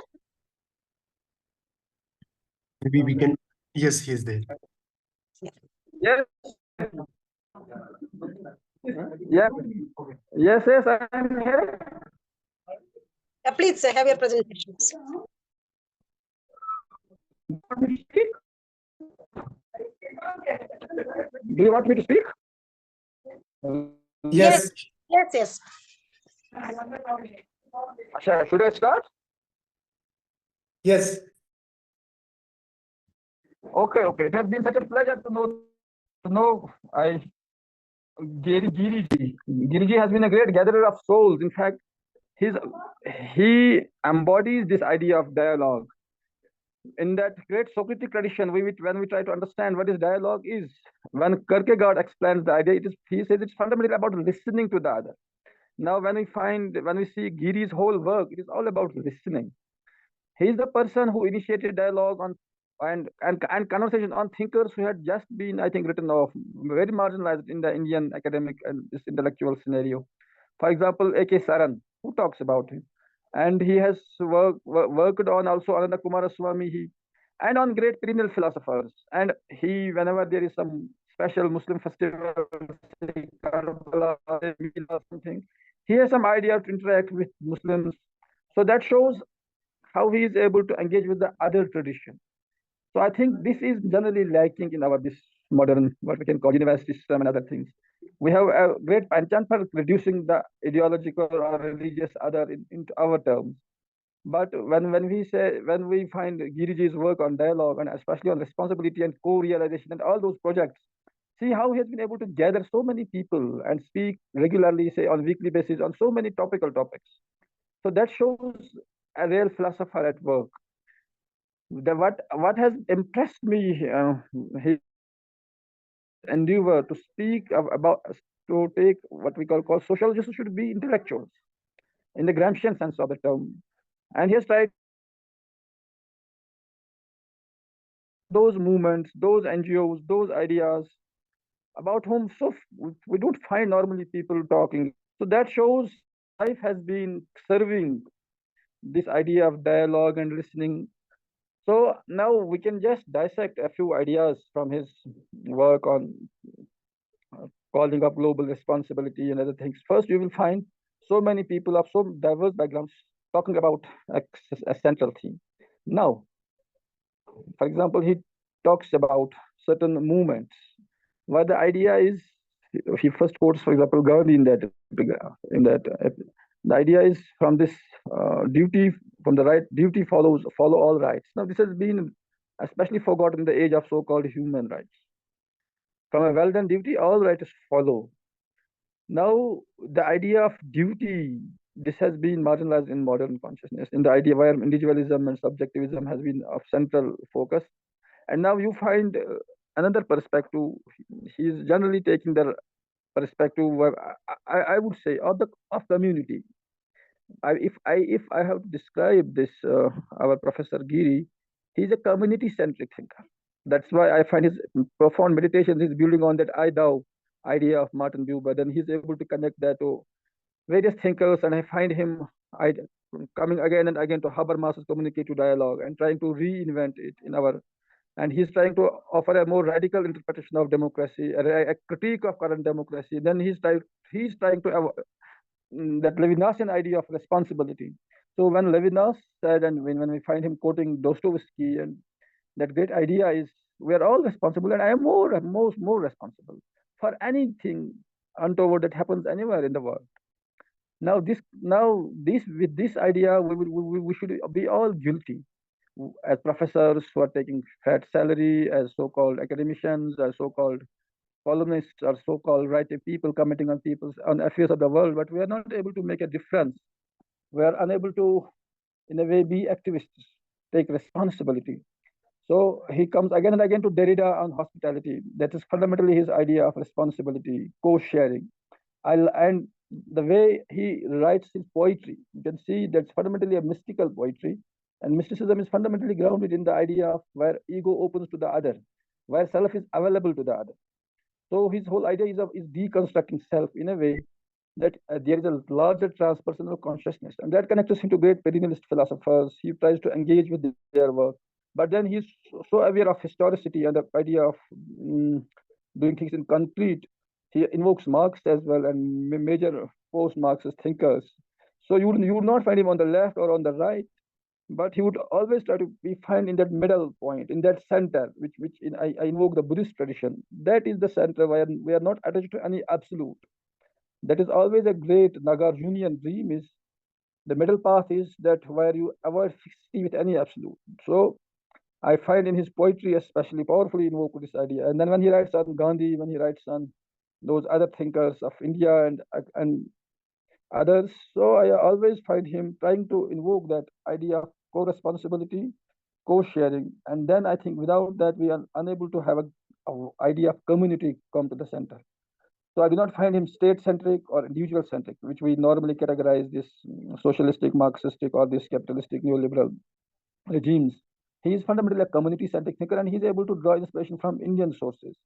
India, I think, is a great community-centric civilization, where we hardly need written laws. We have an idea that legacy, that there is an unwritten law, there is a moral authority, idea of the conscience, but then that is in a way transcribed in a larger community sphere, that public sphere, which he redefines it in his own way.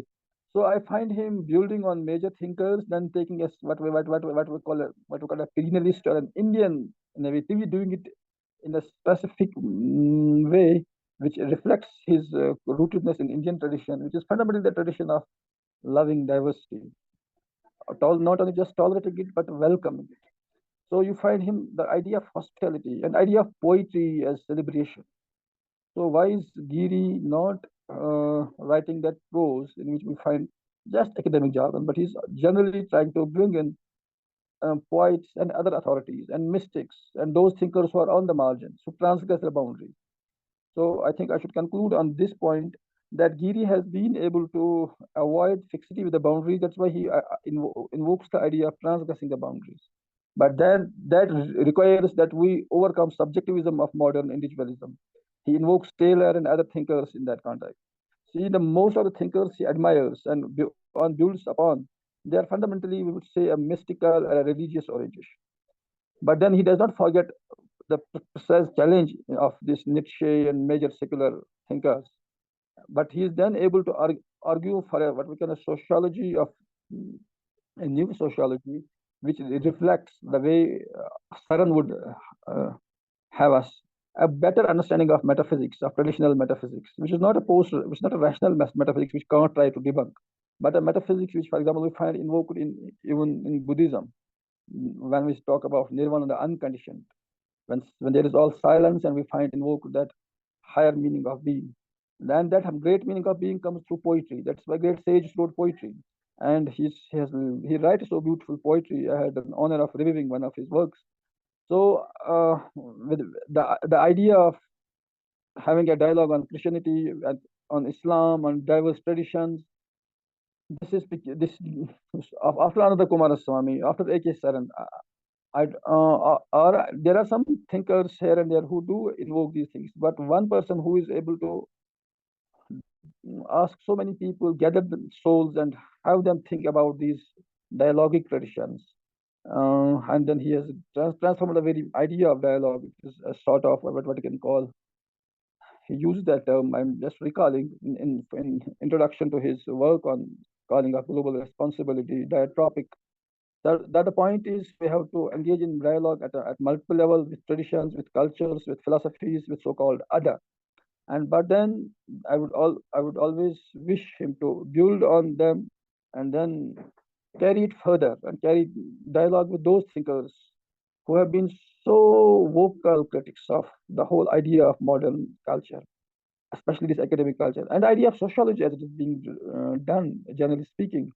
Sociology has not been able to take seriously the idea of what transcends the human social self, metaphysics, which was Saran's central point.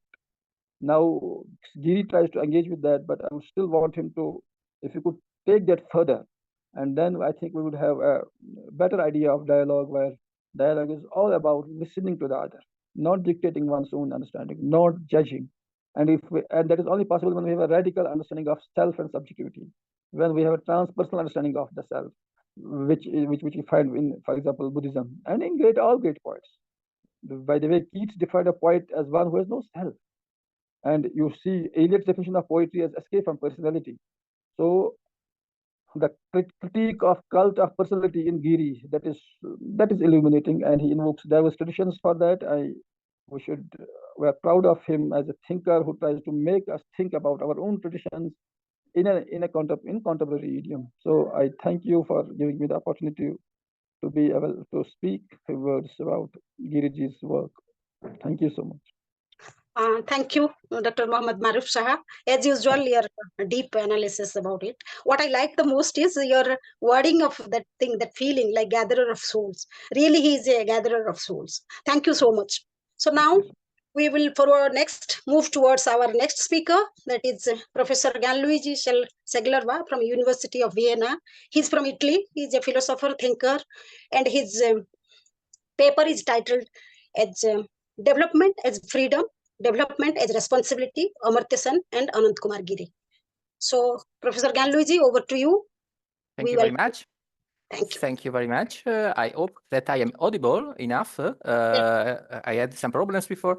I apologize deeply that since I was not able to be before online, but I had some problems with my job. And now I am very happy to celebrate Professor Ananta Giri's birthday.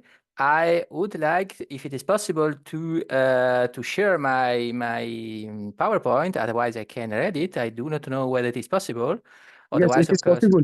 It is yes, possible. thank you. Yes. Let me see whether I can. I don't know whether. Unfortunately, do not see my. Well, I can. Perhaps it is here. I do not know whether you can read it. Yes, it is visible now. It is visible. Thank you very much. As said, I choose this photograph with the paper boats since I had thought that it would be beautiful and appropriate to dedicate to Professor Giri's a poetry, and perhaps some of you already have the idea of whose poetry it is. This poetry is very important for me because it was my first contact with India. I was 7 years old when I am not mistaken. If I am not been younger than 7, and in the school we had to comment, to learn the famous paper boats of Tagore. And this was my first contact with India. Said with my first contact with Tagore, I was very little and inexperienced. And Tagore, of course, is important because he is the person who proposed the name for Amartya Sen, the proper name for Amartya Sen. The father of Amartya Sen worked for the university which had been founded by Tagore in Shantiniketan. I would like to read this short poetry, which is, in my opinion, very beautiful, and then say something about Amartya Sen's the concept of development and why this concept, in my opinion, has so many relationships with Professor Giri's concept of development. Of course, the common point is the spirituality which development can have and should have, in contrast, of course, with the main conception of it, which is commonly understood as a material development.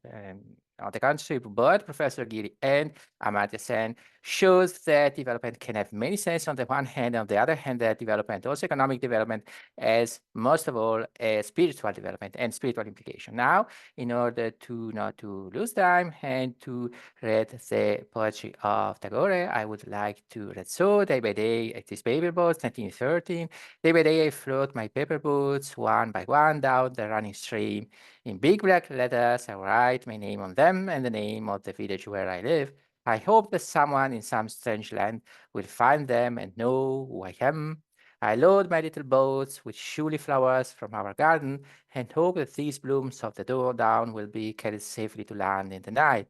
I launch my paper boats and look up into the sky and see the little clouds setting their white virgin sails. I know not what playmate of mine in the sky sent them down here to race with my boats. When night comes, I bury my face in my arms and dream that my paper boats float on and on under the midnight stars. The fairies of sleep are sailing them, and the lading is their baskets full of dreams. So a very beautiful poetry, in my opinion. And of course, all materials which I have prepared for the concept for my short exposition are at disposal. I would like to introduce the subject, and in order to give a short description of the concept of development with a quotation from Development and Freedom, says, development can be seen, it is argued here, as a process of expanding the real freedom that people enjoy. Focusing on human freedoms contrasts with narrower views of development, such as identify development with the growth of gross national product, or with the rise in personal incomes, or with industrialization, or with technological advance, or with social modernization. Growth of GNP or of individual incomes can, of course, be very important as means to expand the freedoms enjoyed by the member of the society, but the freedom depend also on other determinants, such as social and economic arrangements, for example, facilities for education and healthcare, as well as political and civil rights, for example, the liberty to participate in public discussion and scrutiny. Similarly, industrialization or technological progress or social modernization can substantially contribute to expanding human freedom. But freedom depends on other influences as well. If freedom is what development advances, then there is a major argument for concentrating on that overarching objective rather than on some particular means or some specially chosen list of instruments. Viewing development in terms of expanding substantive freedoms directs attention to the ends that make development important rather than merely to some of the means that, inter alia, play a prominent part in the process. So we can have here some aspects of the concept of development, and I will make a little spring in order to concentrate my exposition, which of course can have many aspects, like every points of sense, and of course of Professor Giri's thought. In order to take another observation, we have seen Sen insists on the fact that development cannot be seen only on the aspect of economic growth or material goods, but that development has also social aspects like freedom, development of the individual, development of the capabilities of the individual, the development of all what the individual has in his life. Sen collects also in this sense some ideas which he had occasion to exchange with the late Mahbub ul Haq, an economist of Pakistan, who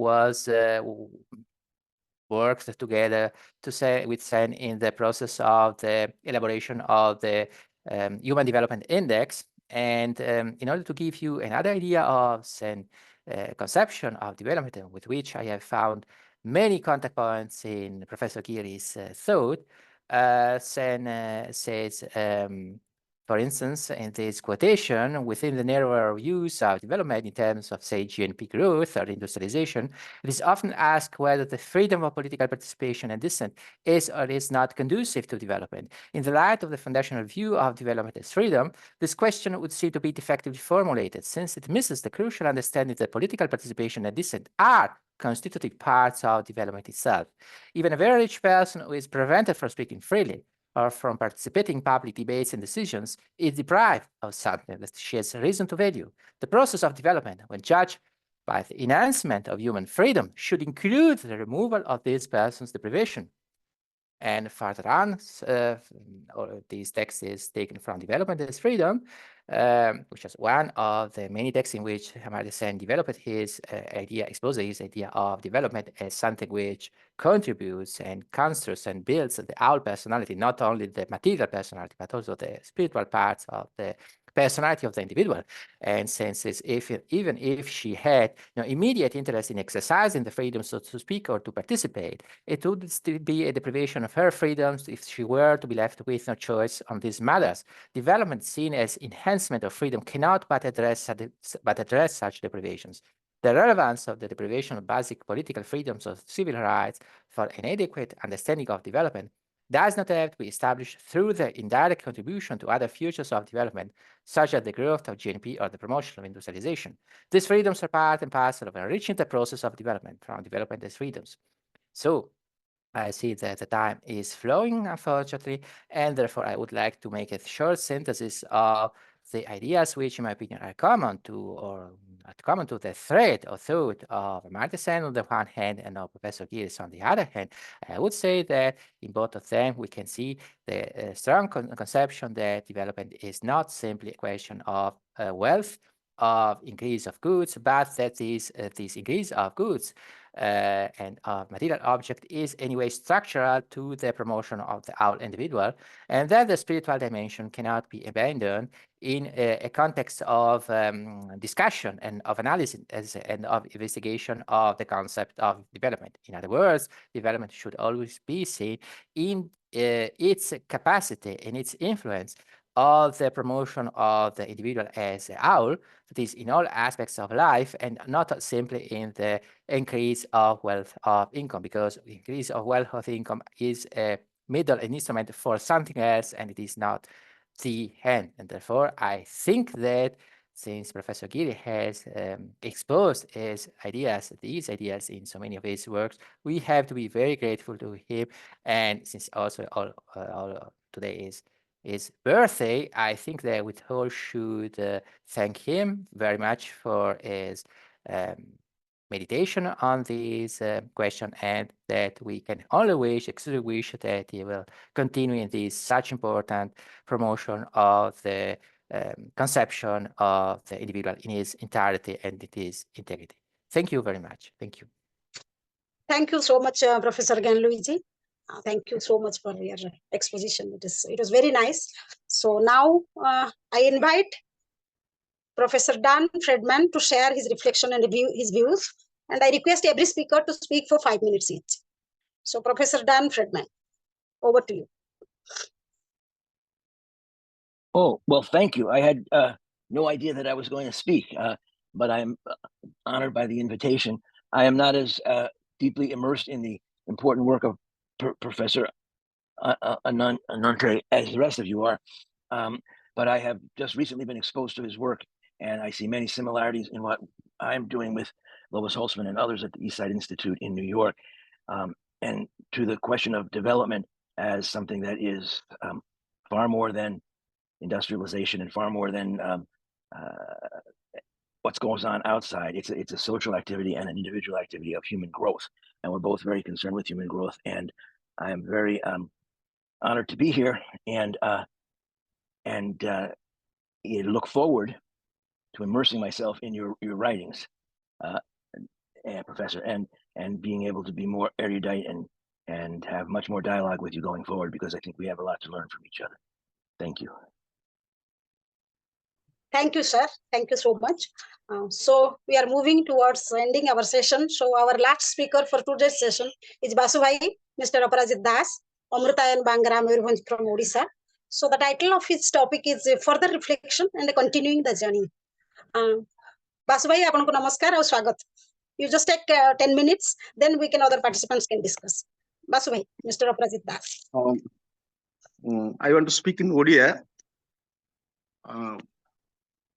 ମାନେ ଆଜି ଅନନ୍ତ ଭାଇଙ୍କର 60ତମ ଜନ୍ମଦିନ ଆଉ ଅନନ୍ତ ଭାଇ ମୁଁ mainly topic କୁ ଯିବି ନାହିଁ ଅନନ୍ତ ଭାଇକୁ ତାଙ୍କୁ ଅଜସ୍ର ଶୁଭେଚ୍ଛା ଜଣାଉଛି ତାଙ୍କର ଯୋଉ ଯାତ୍ରା ଜ୍ଞାନର ଏବଂ ଭଲ ପାଇବାର ଯାତ୍ରାରେ ଆମେ ସାଙ୍ଗ ହେଇକି ରହିଛୁ ସମସ୍ତେ ଏବଂ ଏଠି ଯୋଉମାନେ ଉପସ୍ଥିତ ଅଛନ୍ତି ତାଙ୍କ ଭିତରୁ ଅନେକକୁ ତାଙ୍କର ଅନନ୍ତ ଭାଇଙ୍କର ତାଙ୍କ ସାହାଯ୍ୟରୁ ଆମେ ତାଙ୍କୁ ଆଗରୁ ଜାଣିଛୁ କିଛି ଲୋକଙ୍କୁ ଆମେ କିଛି ବନ୍ଧୁକୁ ଜାଣିଛୁ ଏବଂ ଶୁଣିଛୁ ମଧ୍ୟ ଏବଂ ଶ୍ରଦ୍ଧାୟ ସହଚକ୍ରରେ ଏଇ ବାର୍ଥଡେ ଡାଇଲଗଟା ଅନନ୍ତ ଭାଇ ଆରମ୍ଭ କରିଥିଲେ ଏବଂ ଗୋଟେ ଅଭିନବ ଗୋଟେ ପ୍ରୟାସ ଥିଲା ଏବଂ ବାର୍ଥଡେ ଡାଇଲଗକୁ ଗୋଟେ ବୌଦ୍ଧିକ ଚିନ୍ତନ ବିଚାର ସହିତ ଯୋଡ଼ିକି ଯୋଉ ଆଲୋଚନା ସେ ଆରମ୍ଭ କରିଥିଲେ ଆଉ ସେଥିରେ ଆମେ ମଧ୍ୟ ଭାଗ ନେଇଥିଲୁ ଏବଂ ସେଇ ବିଭିନ୍ନ ଆମେ ମଧ୍ୟ ଅମୃତାୟନର ବିଭିନ୍ନ ଇଏରେ ମଧ୍ୟ ଏଇ ବାର୍ଥଡେ ଡାଇଲଗଟା ବି କରୁ ଅନ୍ୟ କଥା ସହିତ ଏବଂ ଅନେକ ପ୍ରକାର ପ୍ରକ୍ରିୟା ନୂଆ ଯୋଉ ଆମର ନୂଆ ନୂଆ ପ୍ରକ୍ରିୟା ଅଭିନବ ପ୍ରକ୍ରିୟା ଅନନ୍ତ ଭାଇ ଆମର ସାମୂହିକ ଯାତ୍ରାରେ ସେ ପ୍ରୟୋଗ କରୁଛନ୍ତି ଏବଂ ଧୀରେ ଧୀରେ ସେଇଟା ଆମକୁ ଭିତରେ ସଂକ୍ରମିତ କରୁଛି ଏବଂ ଅନନ୍ତ ଭାଇ ଯୋଉ ଯାତ୍ରା ସେ ବିଷୟରେ ବର୍ତ୍ତମାନ ଯେତେ କହିଲେ ବି ତାକୁ ମାନେ ବର୍ଣ୍ଣନା କରିହବ ନାହିଁ ଏବଂ ସେ ଏତେ ସେ ସୃଜନଶୀଳ ଯାତ୍ରା ଏତେ ସବୁ ପସିବିଲିଟି ଯୋଉ ସମ୍ଭାବନା ଗୁଡାକୁ ନେଇକି ସେ ଭାବୁଛନ୍ତି ଚିନ୍ତା କରୁଛନ୍ତି ଏବଂ ଆଶା କରୁଛନ୍ତି ଆମେ ଯୋଉ ବେଳେବେଳେ ମଝିରେ ମଝିରେ ନିରାଶ ହେଇଯାଉ ଏବଂ ସେ ଆମ ମନ ଭିତରେ ଥାଆନ୍ତି ଏବଂ ଅନନ୍ତ ଭାଇ ଯୋଉ ଯାତ୍ରା କରୁଛନ୍ତି ସେଇଥିରୁ ଆମେ ଇନ୍ସପାୟାର୍ଡ ହେଇକି ଆମେ ମଧ୍ୟ ବେଳେବେଳେ ଯୋଉ ନିରାଶା ଥାଏ ତାକୁ ଅତିକ୍ରମ କରୁ ଏବଂ ଚେଷ୍ଟା କରୁ ଏବଂ ଅନନ୍ତ ଭାଇ ଯୋଉ ଛୋଟ ଛୋଟ ପ୍ରୟୋଗ ଗୁଡା କରିଥିଲେ ମୁଁ ତାପରେ ଚିନ୍ତା କରେ ଯଦି ବା ତାଙ୍କର ଅନେକ କଥା ସେ କରନ୍ତି ତା ଭିତରୁ କିଛି କିଛି କଥା ମୋର ସୀମା ଭିତରେ ମୁଁ ବୁଝିବାକୁ ଚେଷ୍ଟା କରେ ଏବଂ ମୋର ଯେତିକି ସାମର୍ଥ୍ୟ ବୁଝିବାକୁ ଚେଷ୍ଟା କରେ ଆଉ ତାପରେ ମୁଁ ଚିନ୍ତା କରେ ଏବଂ କିଛି କିଛି ପ୍ରୟୋଗ ମଧ୍ୟ ଆମ ଲେବୁଲରେ ମଧ୍ୟ ଆମେ କରୁଛୁ ଏବଂ ଅନନ୍ତ ଭାଇଙ୍କୁ ବହୁତ ଧନ୍ୟବାଦ ଏମିତି ଜଣେ ସାଙ୍ଗ ଆମ ସାଙ୍ଗରେ ଅଛନ୍ତି ଏବଂ ଗୋଟେ ପୁରୋଗାମୀ ହେଇ ରହିଛନ୍ତି ଏବଂ ତାଙ୍କୁ ମୁଁ କେମିତି ଧନ୍ୟବାଦ ଦେବି ଭାବିପାରୁନାହିଁ କାହିଁକିନା ମୁଁ ଭାଷା ଆକ୍ଚୁଆଲି ପାଉନାହିଁ ଅନନ୍ତ ଭାଇଙ୍କର ଯୋଉ ଗୋଟେ ସହିତ ଯୋଉ ସମ୍ବନ୍ଧ ହେଇଛି ଯେମିତି ମନେ ହଉଛନ୍ତି ସେ ମାନେ ମୋହରି ଭିତରେ ଥିବା ଆଉ ଜଣେ ଯେ କି ମତେ ବାଟ କଢେଇ ନେଇଯାଉଛି ଏବଂ ଅନେକ ସାଙ୍ଗ ଆମେ ଅନୁଭବ କରୁ ଯଦିବା ଏବେ ସେଟା ବହୁତ ଲୋକପ୍ରିୟ ହେଇନାହିଁ କିନ୍ତୁ ଧୀରେ ଧୀରେ ତାର ଗୋଟେ ପ୍ରଭାବ ପଡୁଛି ଆମ ସଂସ୍କୃତିରେ ଆଉ ଯୋଉ ସହ ଚିନ୍ତନ ସହଯାତ୍ରା ସହ ପଠନ ଏବଂ ଗୋଟେ ସହ ସୃଜନଶୀଳତାର ଯୋଉ ଜୀବନ ଏବଂ ବହୁତ ଆଶାବାଦୀ ଏବଂ ଆମ ଆଗରେ ସେ ଗୋଟେ କଥା ଡାଇଭରସିଟିଟାକୁ ଯେହେତୁ ସେ ପୃଥିବୀର ଅନେକ ଜାଗା ବୁଲିଛନ୍ତି ଅନେକ ବନ୍ଧୁ କରିଛନ୍ତି ଅନୁଷ୍ଠାନ ସହିତ ସମ୍ପୃକ୍ତ ହେଇଛନ୍ତି ଅନେକ ଆନ୍ଦୋଳନ ସହିତ ଜନ ଆନ୍ଦୋଳନ ସହିତ ସମ୍ପୃକ୍ତ ହେଇଛନ୍ତି ବହି ସହିତ ପରିଚିତ ହେଇଛନ୍ତି ତେଣୁ ସିଏ ଆମ ଆଗରେ ସେ ଏତେ ଡାଇଭରସିଟିକୁ ନେଇକି ଯୋଉ ତାଙ୍କର ଯୋଉ ଚିନ୍ତନ ଗୋଟେ ପ୍ରକାର ଗୋଟେ ବିଶ୍ୱ ଦୃଷ୍ଟି ସେ ବିଶ୍ୱ ଦୃଷ୍ଟିଟା ଆମର ଯୋଉ ଗୋଟେ ସ୍ଥାନ ତାତ୍କାଳିକ ଦୃଷ୍ଟି ରହିଛି ତାପରେ ଆଲୋକପାତ କରୁଛି ଏବଂ ପ୍ରଭାବ କରୁଛି ଏବଂ ମୁଁ ନିଜେ ବି ଗୋଟେ ସଂକ୍ରମିତ ହବାର ମୁଁ ଅନୁଭବ କରି ଯଦିବା ସେଟା କିଛି ନୁ ଅଳ୍ପ କିଛି କିନ୍ତୁ ସିଏ ଆମର ଯାତ୍ରାରେ ସିଏ ଆମର ପୂର୍ବ ଆମ ଆଗରେ ଅଛନ୍ତି ଚାଲୁଛନ୍ତି ସାଙ୍ଗ ହେଇକି ବାଟ ଚାଲୁଛନ୍ତି ଆଉ ଧନ୍ୟବାଦ ବହୁତ ତାଙ୍କୁ ତାଙ୍କର ଆଗାମୀ ଜୀବନ ଆହୁରି ସୃଜନଶୀଳ ହଉ ଆହୁରି କ୍ରିୟାଶୀଳ ହଉ ଗଭୀର ଚିନ୍ତନ ବା ଗଭୀର କଥାକୁ ସେ କରନ୍ତୁ ଏବଂ ଅନ୍ୟମାନେ ତାଙ୍କ ଦ୍ୱାରା ଅନୁଭବ କରନ୍ତୁ ଧନ୍ୟବାଦ Thank you, Basu bhai. So I am now requesting other participants to speak from 3 to 5 minutes as we are running short of time. So first in this order, Mr. Santosh Misra, Dr. Avanjali Satpathy, Ashish Gupta, and Rawan, and who else is there in the meeting? So Mr. Nalin Kumar Mahanti. So first, Mr. Santosh Kumar Misra.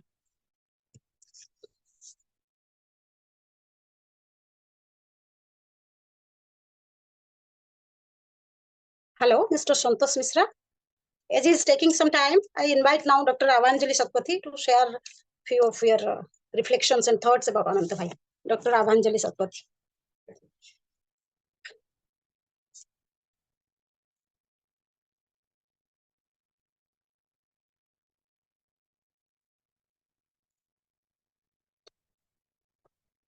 Hello? Hello?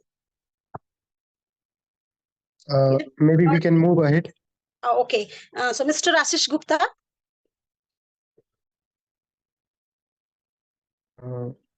Maybe we can invite Ananta Bhai and then. No person is there, Mr. Nalin Kumar Mahanti, for few things. If Ashish Gupta's mic is not connected. Okay. That Mr. Nalin Kumar Mahanti. Okay. Hi. Yes, he has joined. Yes.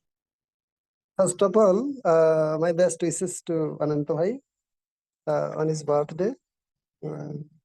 I knew him more than a decade. He's a loving man.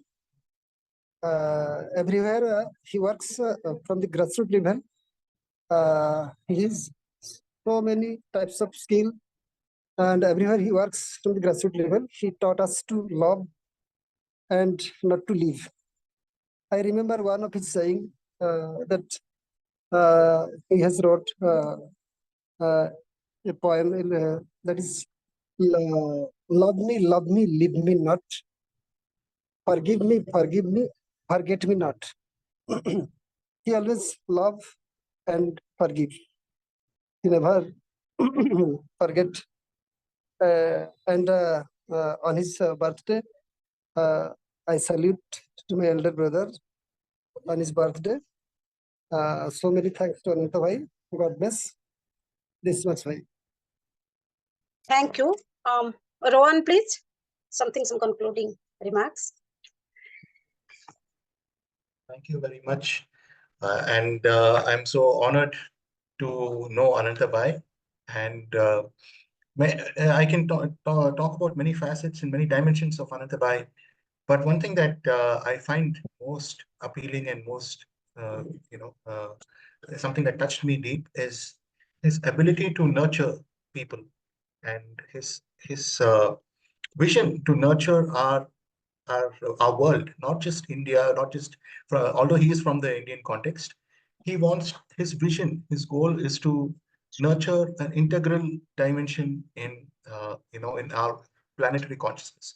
His consciousness reaches out from his background in Odisha to the rest of the world, and he embraces everybody, he embraces everything, and he has this universalist vision that everything belongs in our cosmos, and every person has something valuable to contribute, and everybody has something beautiful, and he sees the world as the unfolding of Sachitananda, and we had a dialogue about that as well. So that is something very kind and beautiful about Ananta Bhai. One more thing is that personally, here, we were having so many discussions over the months, and then he said, "Why don't you do your PhD?" So I'm also thinking about that, and he said that you have to nurture something that is in you, and then it made me take that very seriously as well. So that is something wonderful. And in our Indian culture, in our Indian tradition, we have people who are so great in their own way. People who are great in the spiritual world, like Sri Aurobindo. People who are great in the political world and the spiritual world, like Mahatma Gandhi. And then we have Swami Vivekananda, who's great in the spiritual world, and many other people, many thinkers and scholars and people of faith and spirituality. And Ananta Bhai has this ability, and maybe it comes from his deep heart as well as the heart that informs his thought, to bring them all together and make them have a conversation about our well-being as an species planet with so many creatures, so many beings that are present. And he also said that the divine is also co-present in our field of existence and our relationship as well, the way we relate to each other and the way we relate to every ecosystem and every system that we are part of. He says that we must not forget that the divine is a part of this. Even he says the divine is a part of the sociological field. So he brings transcendence into something meaningful, so that we don't see our religion and spiritual traditions as something that is out there, alien, but a part of but it coexists with us and co-evolves with us into the future. So thank you so much, Anantabai, and wish you a happy birthday once again. Yeah.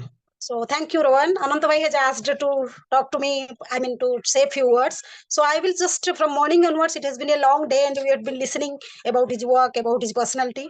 So I will just add 2 sentences.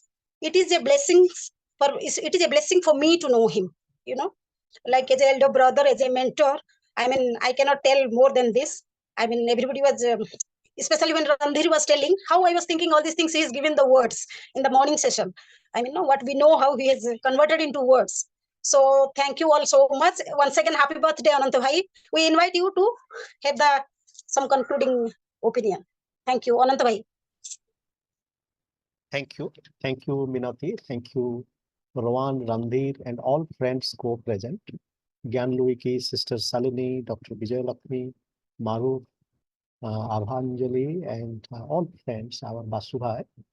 Before I take just a minute, I see 2 other friends, Dr. Narendra Singh and our friend with test. And Minati, if they are able to speak just 1 minute, we invite you. Would you like to please, Narendra Singh and our friend with the test ID? If you like, you can unmute, please. If not, Narendra Singh, please. Please unmute yourself.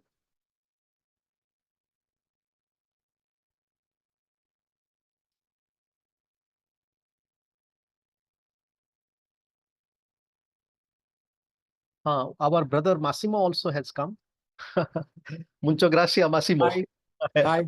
Sorry for the delay, but I needed just to set up the computer. Okay. Hi, everybody. Thanks for inviting me. Hi, Gianluigi. So welcome. We are happy that you have joined us from Italy. And Narendra Singh, you can speak. Yes, sir. Yes, sir. Is it audible, sir? Yes, please. It is audible. Yeah. I'm very much thankful. I'm from Assam University. I came to know about you, sir, for quite a long time, but I'm not able to participate your program, but I was listening from many sources. I'm very much thankful and express my gratitude to listen different, so many important things about you from many speakers. And I'm definitely, would like to listen to you in the coming days also. So it is a great opportunity and thank you so much. And it is my privilege to be part of this program. Thank you so much, sir. Thank you, Dr. Singh. And Massimo, would you like to kindly share a few minutes about your work, please? Thank you very much.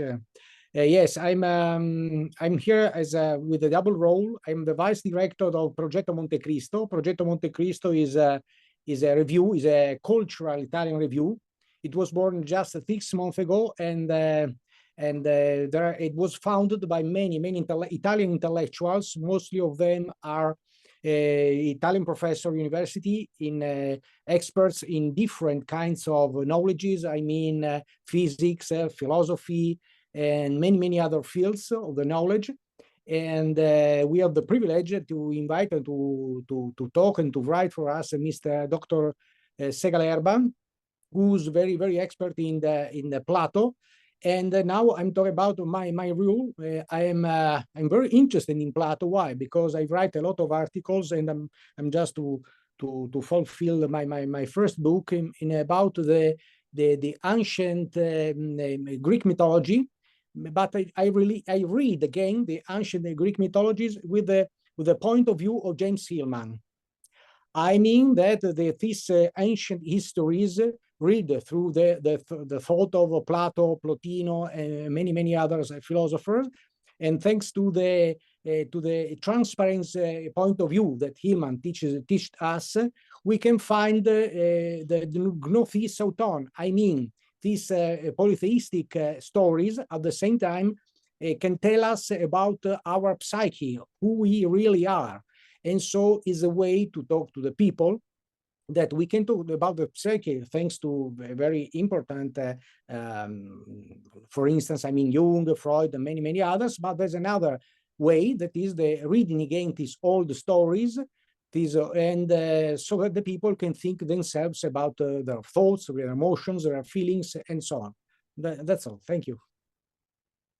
Thank you so much, Massimo, and mucho gracia.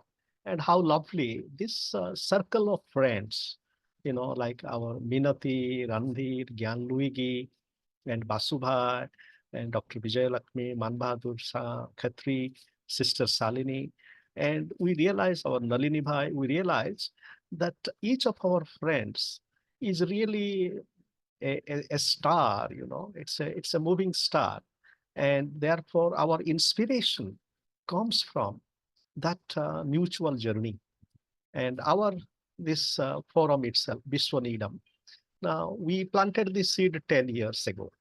And then slowly it took some time to take wings. But then how it has moved, you know, with the kind of the silent and everyday, you know, work that our friends have given to, you know, Randhir, Minati, and remembering each other, reminding each us, and how a seed grows. And as Nalini Bhai is here, our friend, I want to tell that during COVID in May, I once got a call from our friend, and Prabhati Apas, he told me, why shouldn't we start an online dialogue? And that was the seed of Swadhyaya Sachakra.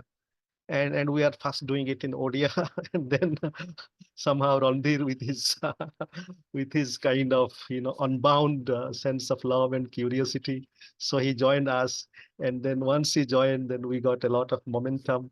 And now we have been able to travel together every Sunday. Therefore, there is a beautiful line written in the Islamic tradition, and that is the pilgrimage. You know, there was our friend Dr. Busi was telling about pilgrimage, that when the Hajj pilgrimage happens, and all of us are travelers, Osman told us, that, you know, when we are walking, as if the star is in the sky is walking with us. And this is the line I read in the gate to the Doha Museum of Art. So therefore, this idea of beauty, the idea of divinity, each one of us is divine. And how do we realize it? And also in the intellectual field, because our intellectual field with the ideas and everything, it is very easy to be lost in ideas and also competition of ideas. We need to challenge each other. And for example, in the last 5 years, Minati has been inspiringly creative. And every day she's writing, you know, poem, and she's writing story, and also thoughtful essays. So when I read this, I also feel challenged. That the point is that our mutual journey is a journey of mutual challenge. We challenge each other. We challenge each other not to be jealous of each other, but we challenge each other how we can excel ourselves. And that is the spirit of our learning process. So therefore, we are gifted. I am particularly gifted. I am blessed with the kind of gifts of relationship that has been really turning around. And this gift has come abundantly. For example, my, you know, growing up in our village, then coming to study in the high school. And then when one evening, you know, I am prone to sleeping. And one evening I was happily sleeping in my hostel bed. And then my teacher came and he noticed me that evening I am sleeping. Next day she said that you come and study with me. So his name is Dinabandhu sir, Mr. Dinabandhu Mahapatra. And like many of us, I didn't have adequate resource. And he told me, okay, you do not have to think about anything. And he taught me without taking a single penny for the 4 years. And then when I came to Ravensa, then I saw a notice in the newspaper Samaj that in the evening there is a meeting. And what is the title of the meeting? The fourth dimension of human health. And I kept running, and from my hostel, and then came to SCV Medical College. There was an interesting discussion. Doctors and Dr. Sudhakar and Prapatti. And the last speaker So he was not dressed in, suit and shirt. And he came and once he started speaking, he said that, okay, we are talking about the dimension of health. And health is not the absence of disease. And then he told a story from Rabindranath Tagore. And Professor Patnaik has studied in Santiniketan. He has taught in Santiniketan. He has really lived with. And he told once Tagore came back home and it was night and his servant had gone to sleep. So instead of waking him up, he came to bed without eating. And I was very touched by that story. And the speaker said, okay. But then once I started reflecting upon that, the question is that why did Tagore himself could take his food? He did not have to wake up his. So therefore, dear friends, this kind of journey, mutual learning. And so it has been a beautiful day with all of us, and we are grateful to. I'm grateful to each one of you for your generosity and love. Professor Patnaik, and I first met him in 92 in Delhi in a seminar on language. And his letter immediately was that to call you Professor Giri would be pedantic, Ananta. So, and that generosity of co-working. So I am grateful to each one of you. Finally, as our next meeting is coming, dear Randeep, let me conclude with this poem. Field, not only studying field study and field experience, but experiencing oneself as a field, horizontal and horizons, dancing with the vertical, being with Mother Earth and language, co-present, dances of co-presence, but not prisoners of the present, field yogi of a new evolution and coexistence, art of a new healing and wholeness. Thank you.